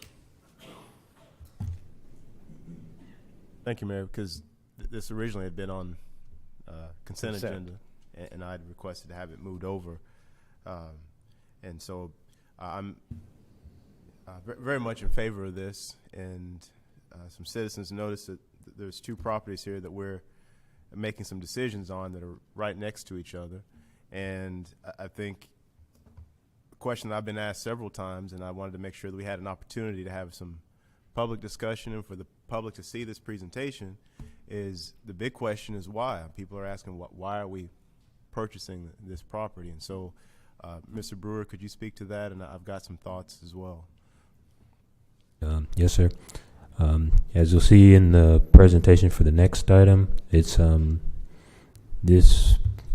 these two parcels will be a part of the greater project that is being headed by NIE Development LLC, and Tim Maiden.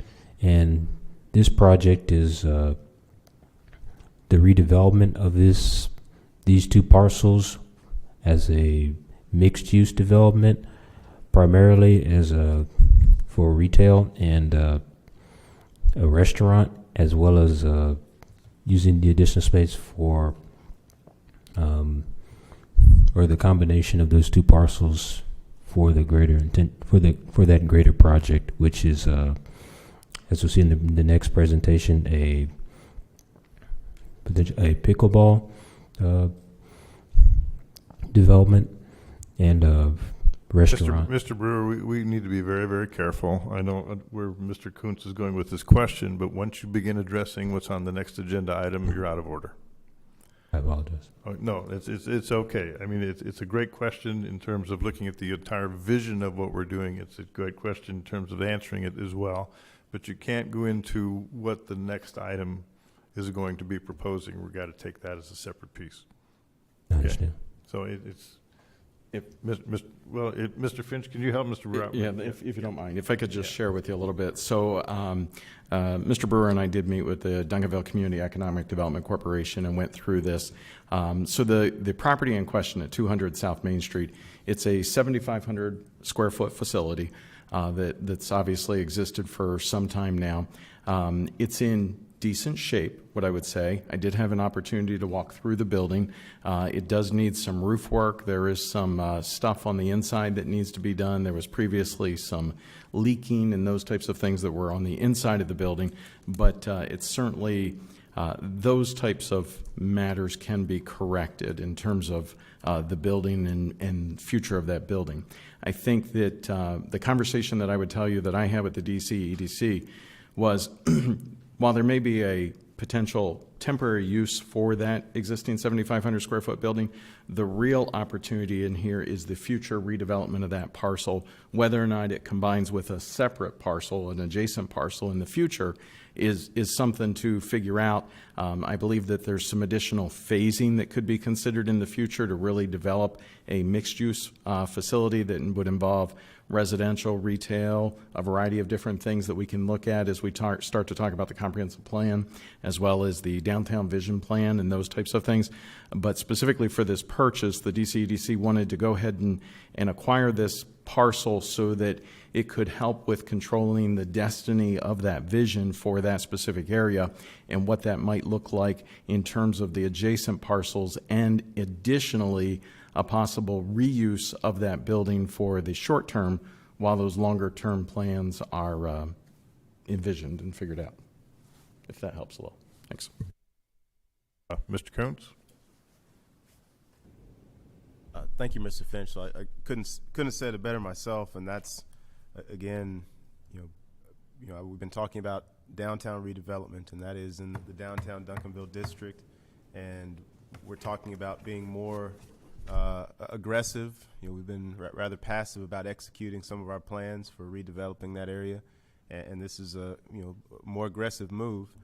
And so, but again, once we're able to start talking about the other project as well, I believe the public will also see how these things work together. And I just wanted to make sure, because we'd had this conversation maybe once or twice among council, and I saw a lot of stuff here that I hadn't seen before, so I appreciate, again, the presentation. But just for the buzzword these days is transparency, right? And so, for the public's sake, to know why is the city purchasing this property, and I think Mr. Finch summed it up. I just had one brief question. So the deed restriction is that it can't be used for crematorium or a funeral home. So. Yes, that's correct, sir. All right. Thank Okay, you. Mr. McBurnett. Motion to approve. Second. We have a motion to approve it in a second. Who was the second? Mr. Kuntz. I see that Mr. Contreras had another light on, so but I am permitted to allow discussion after a motion and a second. And I'm going to do that. Mr. Contreras, you have another comment, sir. Mine is just a comment because I'm not in disfavor of this but I think in the future, maybe we should have a conversation, public conversation about our reasons why we want to get into land acquisition. You touched on it lightly, but I think in the future we should have a broader discussion with the public to understand the benefit of that from our standpoint, since that looks like a path we may be going in. That's all. That could be a briefing topic. Okay, thank you. Council, please vote. We have a motion to approve. Unanimously approved. Thank you.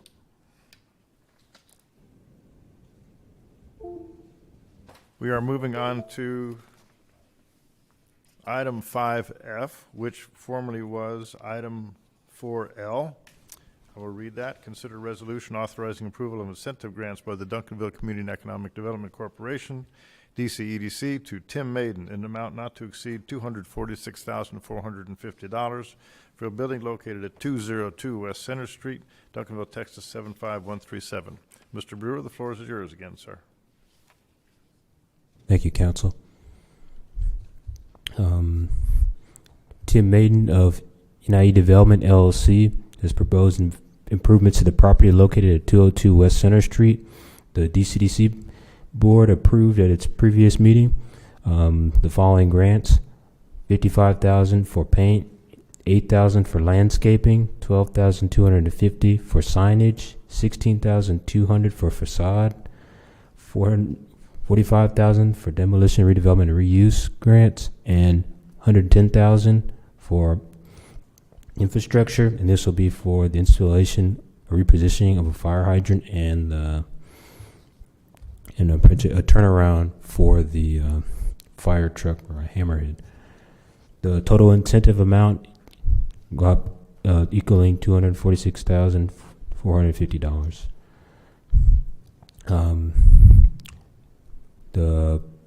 Obviously Tim Maiden or the Maiden brothers, but more we've been working with Tim Maiden more specifically during this process as the developer.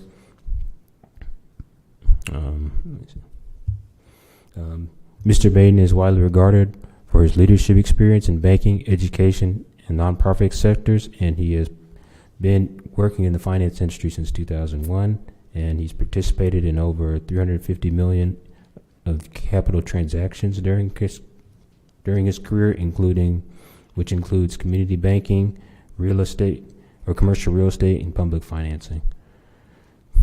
And these are these images are some renderings of the project itself.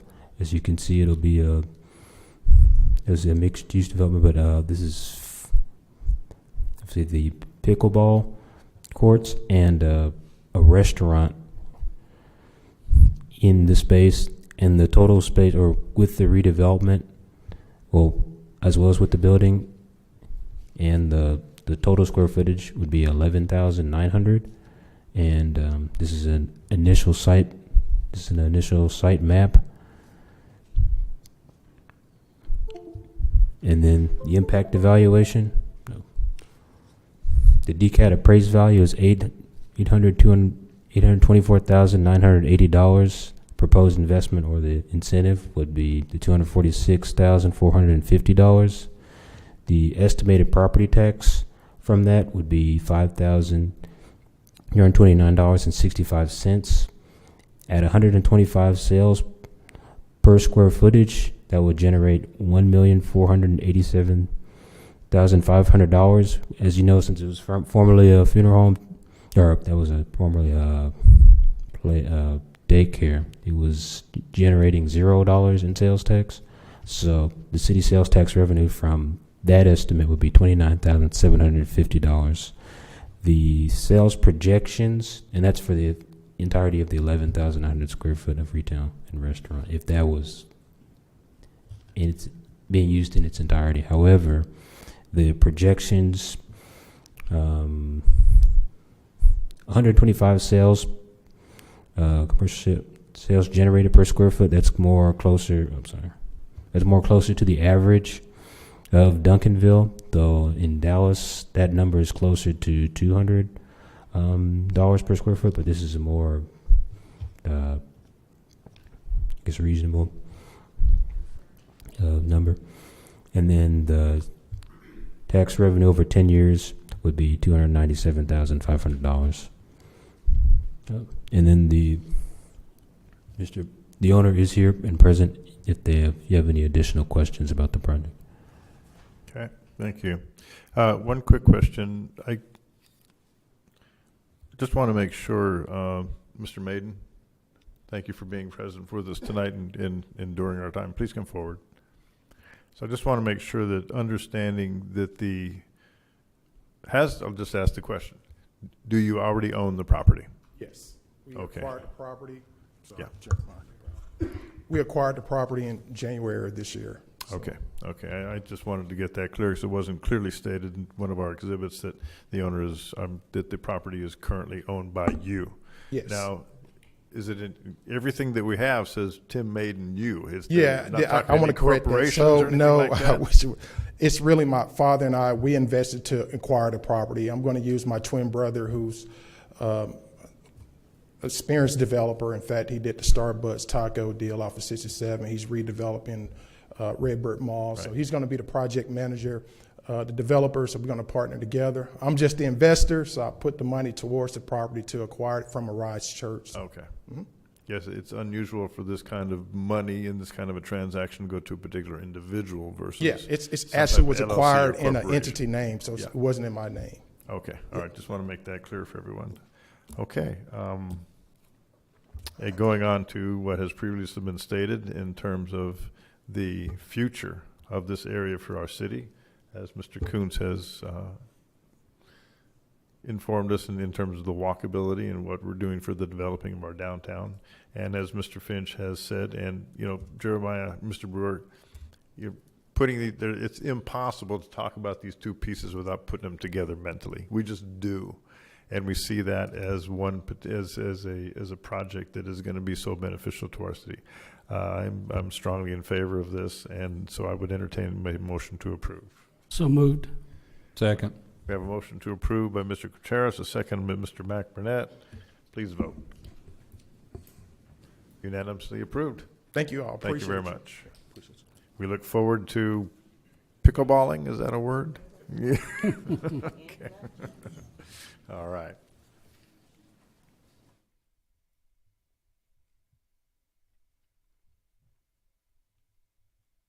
Next item on our agenda is staff and board reports.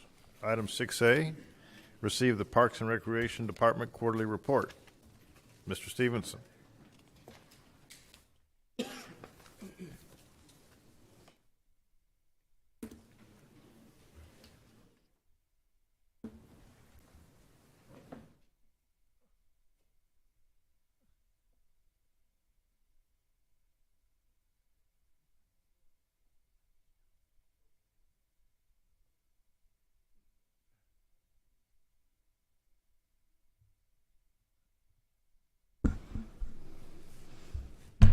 Thank you, Mayor, Council. Bart Stevenson, Director of Parks and Recreation. I'm here to provide your quarterly report for the months of December through February. We've had two new significant hires in the past quarter. Darius Fuller actually rejoined our team several months ago. He was with us about a year ago and left for a short while, realized that the going was good in Duncanville and came back to us.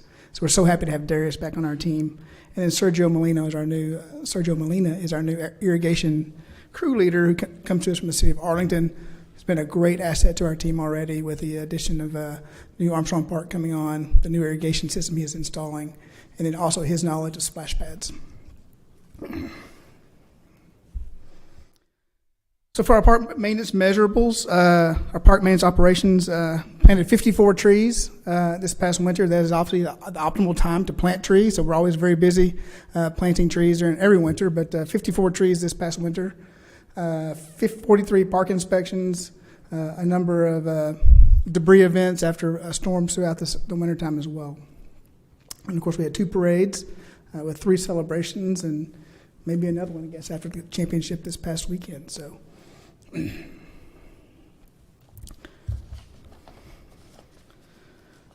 Moving on to our park streets and litter crew, we removed 316 bags of litter.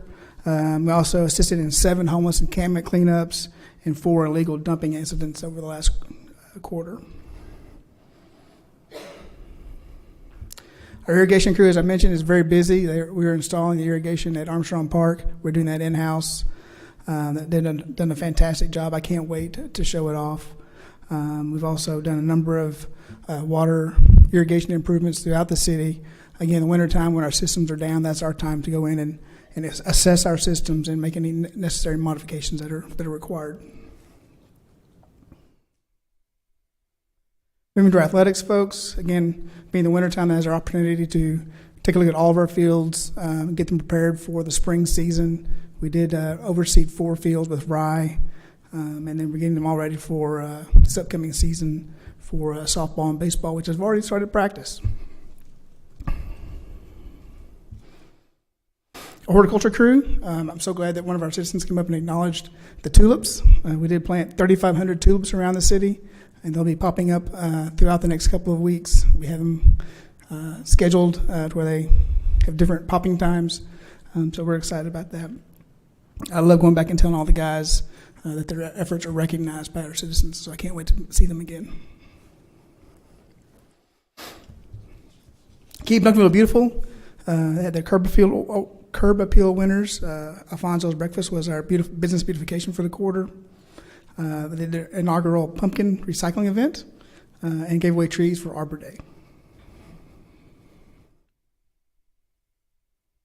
We also attained several different certifications, recertifications for our Tree City USA, our Keep Texas Beautiful Gold Star, and Keep America Beautiful President's Circle member. A couple of upcoming events, as was mentioned previously, our annual garden workshop is this Saturday.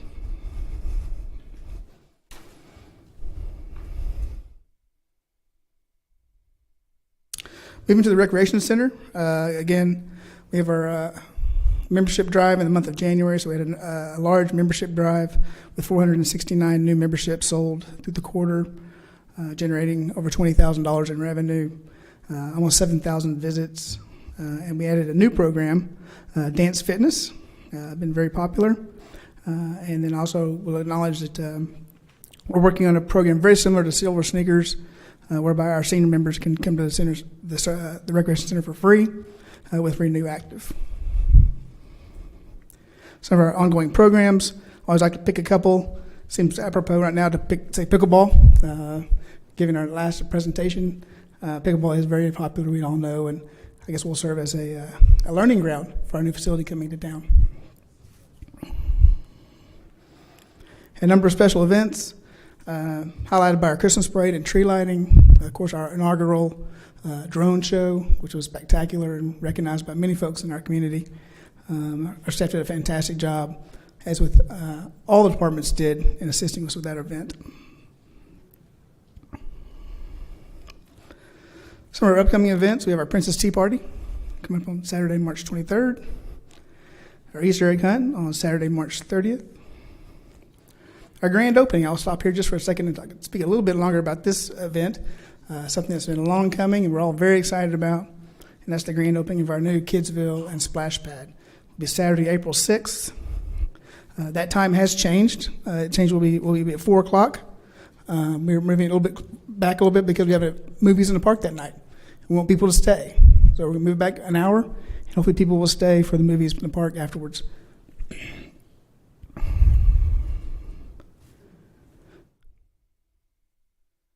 There's the movies in the park. The next day, of course, is our solar event. We're doing Dark in the Park. We have a couple of big events planned. That Sunday evening, we have Emerald City. We'll be playing at the Poe Hobden Amphitheater, one of the best bands in Dallas. If you've never seen them, you must come out and check them out. They're fantastic. But they'll be playing Sunday night, and then we'll have an event on Monday for the actual eclipse as well, with a DJ and various activities going on in the park. And Sorry. Yes. Oh. Mr. Yeah. Kuntz. Yes, sir. I was just going to ask, are y'all going to provide solar glasses? Or? Yes, we're providing solar glasses. Thank you. Thank you for asking. A question on this one.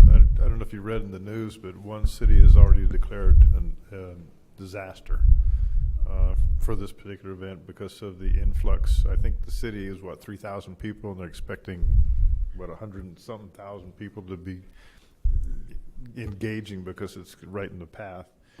Does our police force or you and Parks and Rec thinking we're going to have any kind of, I know our hotels are almost completely sold out, but do you anticipate any physical logistical problems as a result of having this great, it's a great event right here in our park? Sure. That is possible. We are working with our police department with this event. I know they had our special teams committee met last Thursday, and we'll continue to meet every week and up until the event, addressing all of those concerns about the possible number of people coming to Duncanville and the Dallas-Fort Worth Metroplex in general. We've seen lots of data on previous eclipse events throughout the country over the past several years. I attended a conference last year where the city of Portland gave a report about how they dealt with their eclipse event, and the biggest issue they dealt with is traffic. And is again, the area going to be fenced off like we did? It will not be fenced off. It will not be fenced but we're off. going to leave it open. Open access. It will be open, yes. Okay. All So, right, thank you. Obviously, the new park will be open because we'll have our grand opening the previous day, and so we're real excited about this event. The Duncanville 300 Grand Prix. Think the tricycles racing around a track at the recreation center for youth and adults. So we're really excited about bringing this event back. We had it about 3 years ago. Due to COVID, it kind of got put on the shelf for a little while, but it's coming back.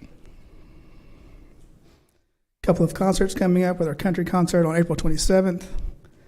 National Day of Prayer that we work with our local churches on May 2nd. Fleetwood Mac event on May 18th. A Memorial Day event, one of my favorite events of the entire year, of course, on Memorial Day, May 27th. I think Councilmember Matt Burnett mentioned that we have a lot of events, and we sure do have a lot of events coming up. So I hope that you guys can come out and partake in at least one or more of these events. Moving on to our senior center, we've had 40 new memberships through the quarter, over 2,000 visits. We continue operating at 100%. Our DAAA congregate meal program is doing strong with over 2,000 dine-in lunches during that quarter. Had a number of events. Highlighted probably by one of my favorite events, probably my history of Duncanville with Miss Opal Lee. She was an unbelievable guest, and I really enjoyed in that event immensely. So the Black History Month Fireside Chat was a huge success. Again, that's our congregate meal program. It's a reminder that anyone over the age of 60 can get a free meal at the senior center during the week, starting at noon.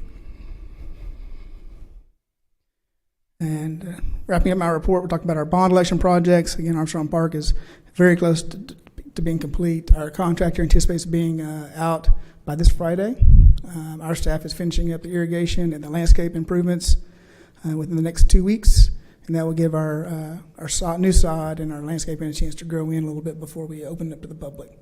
Our goal is actually to open up the playground the weekend of Easter, which is the weekend prior to the grand opening. We'll have to take the fence down, clean everything up, and at that point we can't keep people off the playground. We will not have the splash pad operational, but the playground will be open for Easter weekend. That's our plan. And of course, our Harrington Park, we've talked about a number of times. We're just waiting on some decisions for funding. With that, do you have any questions? Thank you. Ms. Gooden. Thank you, Mayor. Let me start by saying you and your department, you do an excellent job in what you do for our community and the different events that you offer. So thank you so much. I am a grandmother, and me and my grandkids, we attend a lot of the different events here in Duncanville. The Easter egg hunt, what are the logistics to expect for this year? And this is a discussion I've had with Mr. Tyler, AG. He understands why I'm asking this question, because of some concerns that were from the younger kids last year. So have we addressed those for this year's event? I'm not familiar specifically what you're referring to, but I do know that they do plan on having a large number of eggs. We have purchased a large number of field eggs for the event. We'll have a number of bounce houses and other activities going on during the time. A visit, of course, by the world-famous Easter Bunny. for you to get your picture made with. But we do have it broken up into age groups. So That's if what I'm if that asking. is something that was an issue previously, that yes, there'll be age groups broken up so that the kids are hopefully competing against children their own age. Okay. I will say that in my tenure as a Parks and Recreation professional, that is always an issue in every city I've ever been in, that the bigger kids like to go in and try to scoop up all the eggs in front of the little kids. And so you try to do your best to try to put them in their age groups and keep them there. That's sometimes a challenge, but we'll do the best we can. I understand. Thank you. I'm not going to mention the particular city, but I do know of one that has like a helicopter, and they have big baseball fields divided by ages, and the helicopter dumps all of the eggs onto this particular baseball field for ages, depending on toddlers, and then there's another section for 5 to 10, and then another section for so on. So I was just hoping that we had something like that here in Duncanville. I'm not saying we have to go and rent out helicopters, just age-appropriate sections for the children. Yes, That's we will. it. Yes, and I have Thank seen you. I've seen the helicopter drop, and it was scary Awesome, and isn't it? amazing at the same time. Thank you. Yeah, witnessing extravaganza last year, I think whatever competitive gene a 2-year-old has comes out. Yes. And hoarding is the problem. And regrettably, I watch parents gathering up eggs for like a 4 or 5-year-old and having bucket loads. I do remember, though, there was a couple of individuals who were disabled, and one mother came up to me with her child in a wheelchair and said, "I have nothing." Yeah. And it tore my heart. So I went to friends of ours that I saw. I said, "Would you mind sharing some eggs with this young man?" And it was right. Yeah, It that's a was great right. story. And, and our citizens are so cognizant and aware of that, and so is your staff. That our citizens would bring out a disabled individual to this wonderful event with the bunny rabbit and all that stuff. But I remember that so clearly, that sharing is something that, how do we get that into the heart of some of these kids and parents, that you don't need 100 of these things. Yeah. Maybe look around and share some with somebody that doesn't have the ability. But, thanks for that. And it's just an awareness, and Sure. we have great citizens here. It's a beautiful story, and I've always tried to get my staff to hold some eggs back for those very reasons. If someone comes late, or someone who maybe is not able to collect the eggs like the other children, yes. So if that does happen again, come find a staff member. We will make sure they have some eggs. It's a great event. It really is. Yes. Thank you. Any other comments? Thank you. Appreciate it. Appreciate all your staff, Mr. Stevenson. Item number B, receive Police Department 2023 Racial Profiling Report. Assistant Chief Freeze.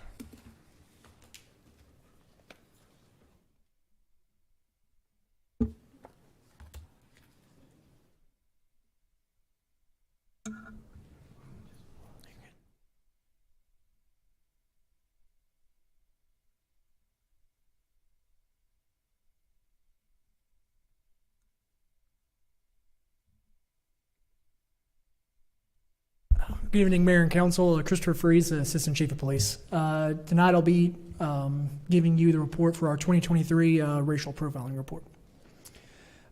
So the analysis states that we are fully compliant with everything that's required by the state for our racial profiling data. We're compliant with our policy formulation requirement, compliant with Texas law, educational requirements of all of our staff.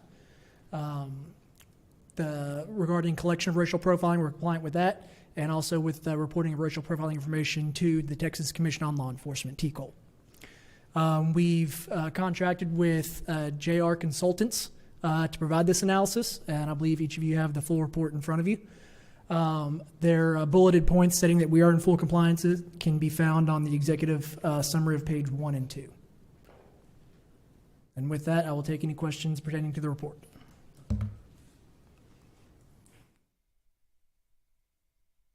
You're right. I have no questions. Mr. Contreras. I just want to comment that I believe this document is very well prepared and does represent how your department is performing. And year in and year out, I'm really proud of the results of this report and that our officers are aware and dealing with our public from all of our citizens in a fair and equitable way. So thank you. Those bullets are pretty succinct, and fully compliant is the key operative in every one of those statements. So we do appreciate everything that the training.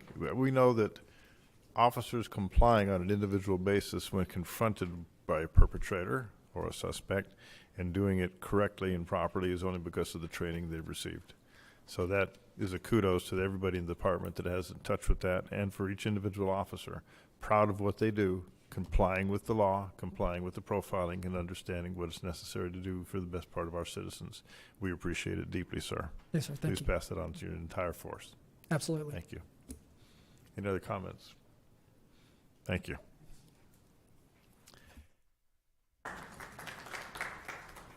Our final item is to receive the monthly financial report as of January 31st, 2024. Ms. Odie. Good evening, everyone. All right, so the monthly financial report for the month of January. This is a third. We are a third done with our fiscal year so far. So starting off with the all fund summaries here. So as of the end of January, we have collected $32.46 million year to date. Our property tax, we are 80.3% of that tax budget that we have received. The year-to-date interest income, all funds of $1.3 million. Again, the benchmark revenue is 33.3%. Our actual revenue is at 39.1%. On the expense side, we have expended $24 million year to date. And again, that benchmark is 33.3%. We've actually expended at 22.3%. So on property and sales tax, again, property tax, reminding everyone that that accounts for over 50% of our general fund revenue budget. We took in $8.8 million in the month of January alone. So that puts us at $18.8 million year to date and at 80% of our tax revenue budget. Sales tax, we are 2 months on collecting sales tax for this fiscal year. We are at 2.87% over this time in the 22-23 fiscal year.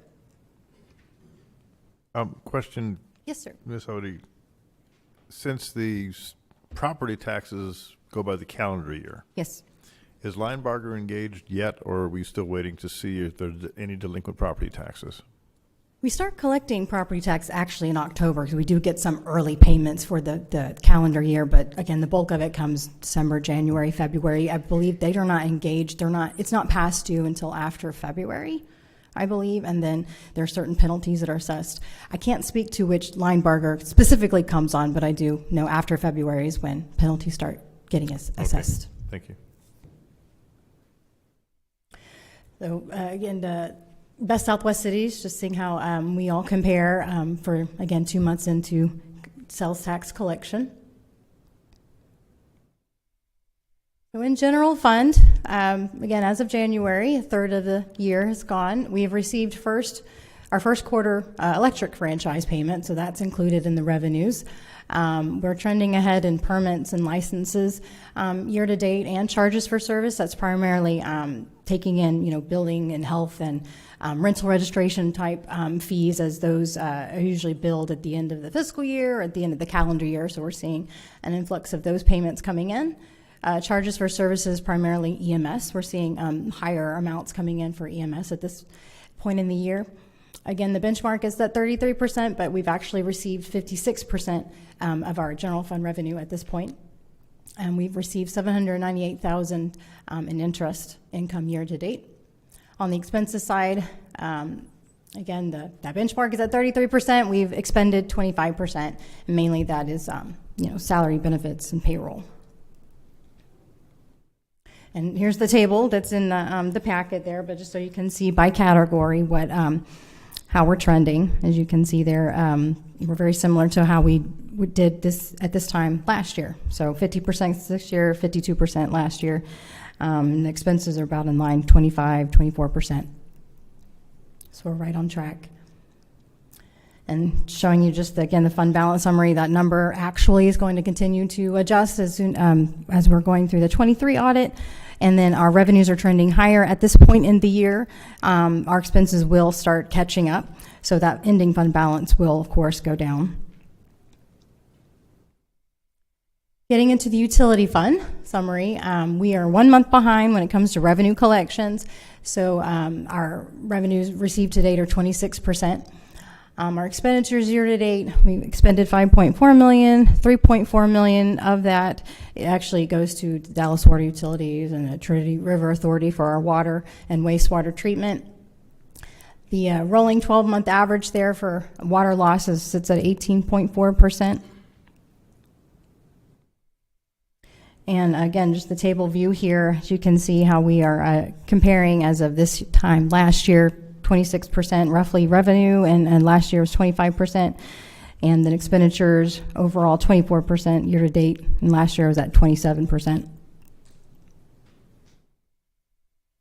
And again, just the kind of the fund balance of the utility fund. Again, we were targeting $10 million as a starting fund balance from 23, but again, right now we're projecting $12 million, an ending fund balance of $12 million. So we're doing good in the utility fund. So other funds, highlights, hotel, motel, the expenses are at 50% year to date, and that's primarily due to the grants that have been paid out. We've paid out $334,000 so far as of the end of January for hotel, motel grants. For economic development, we have paid out $177,000 in incentives paid. And capital improvement project highlights, fire station. We've spent $9.3 million to date. We still have about $2 million remaining, and that includes the remaining obligations to our architect and to Corps and for geotechnical testing. $1 million in IT items such as fiber, infrastructure, security cameras, computer equipment, all of that, as well as doing an in-house installation of fencing. And Armstrong Park, as you've already heard, we've spent $2.4 million to date, and we still have about $663,000 remaining obligated for that project. And I'm happy to answer any questions. Just a quick question. I'm thinking is going through each one of the funds, we have a line for salary and benefits. Yes, sir. Knowing the weekly report that we see, we're pretty short on some personnel. We Yes. have a lot of people that we're looking to hire. Is there, I just want to make sure there's some sense of thinking that because we may be below what's budgeted for personnel costs, some of that could be because of vacancies.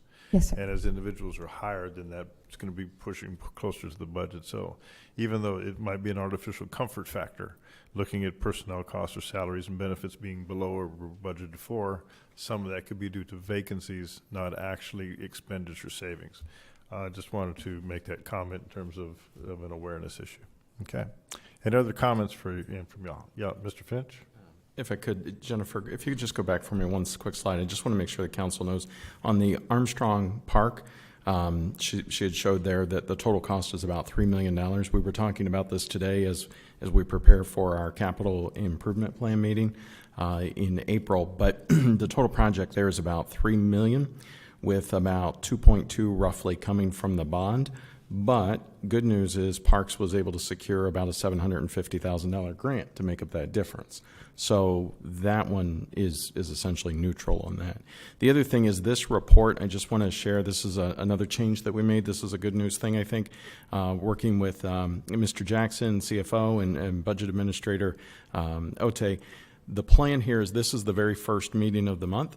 At the first meeting of the month, we'll do this financial presentation to you for the month that had just concluded, not the previous, because we can't give you February quite that quick, but this will be the first in the cycle. You get January, the first meeting in April, you get February, the first meeting, so forth and so on. So, very good. We appreciate that. And it's good foresight in being able to pull that together and keeping us informed as citizens as well. Thank you, City Manager. Okay. Any other comments? Seeing none, that concludes that particular item.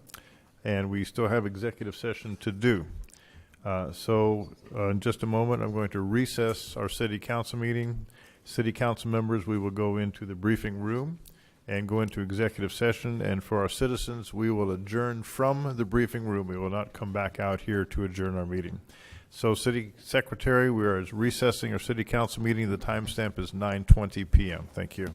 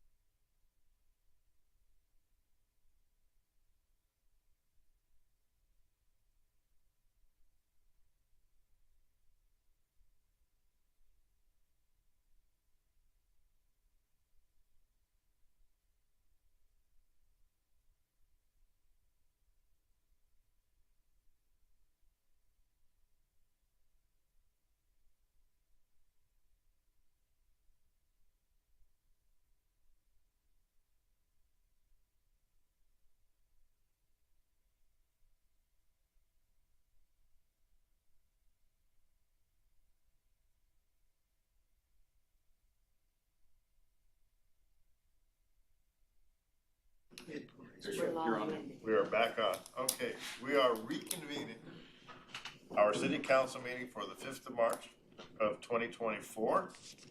And we are going to item number 1 on the agenda, which is executive session. And then we go to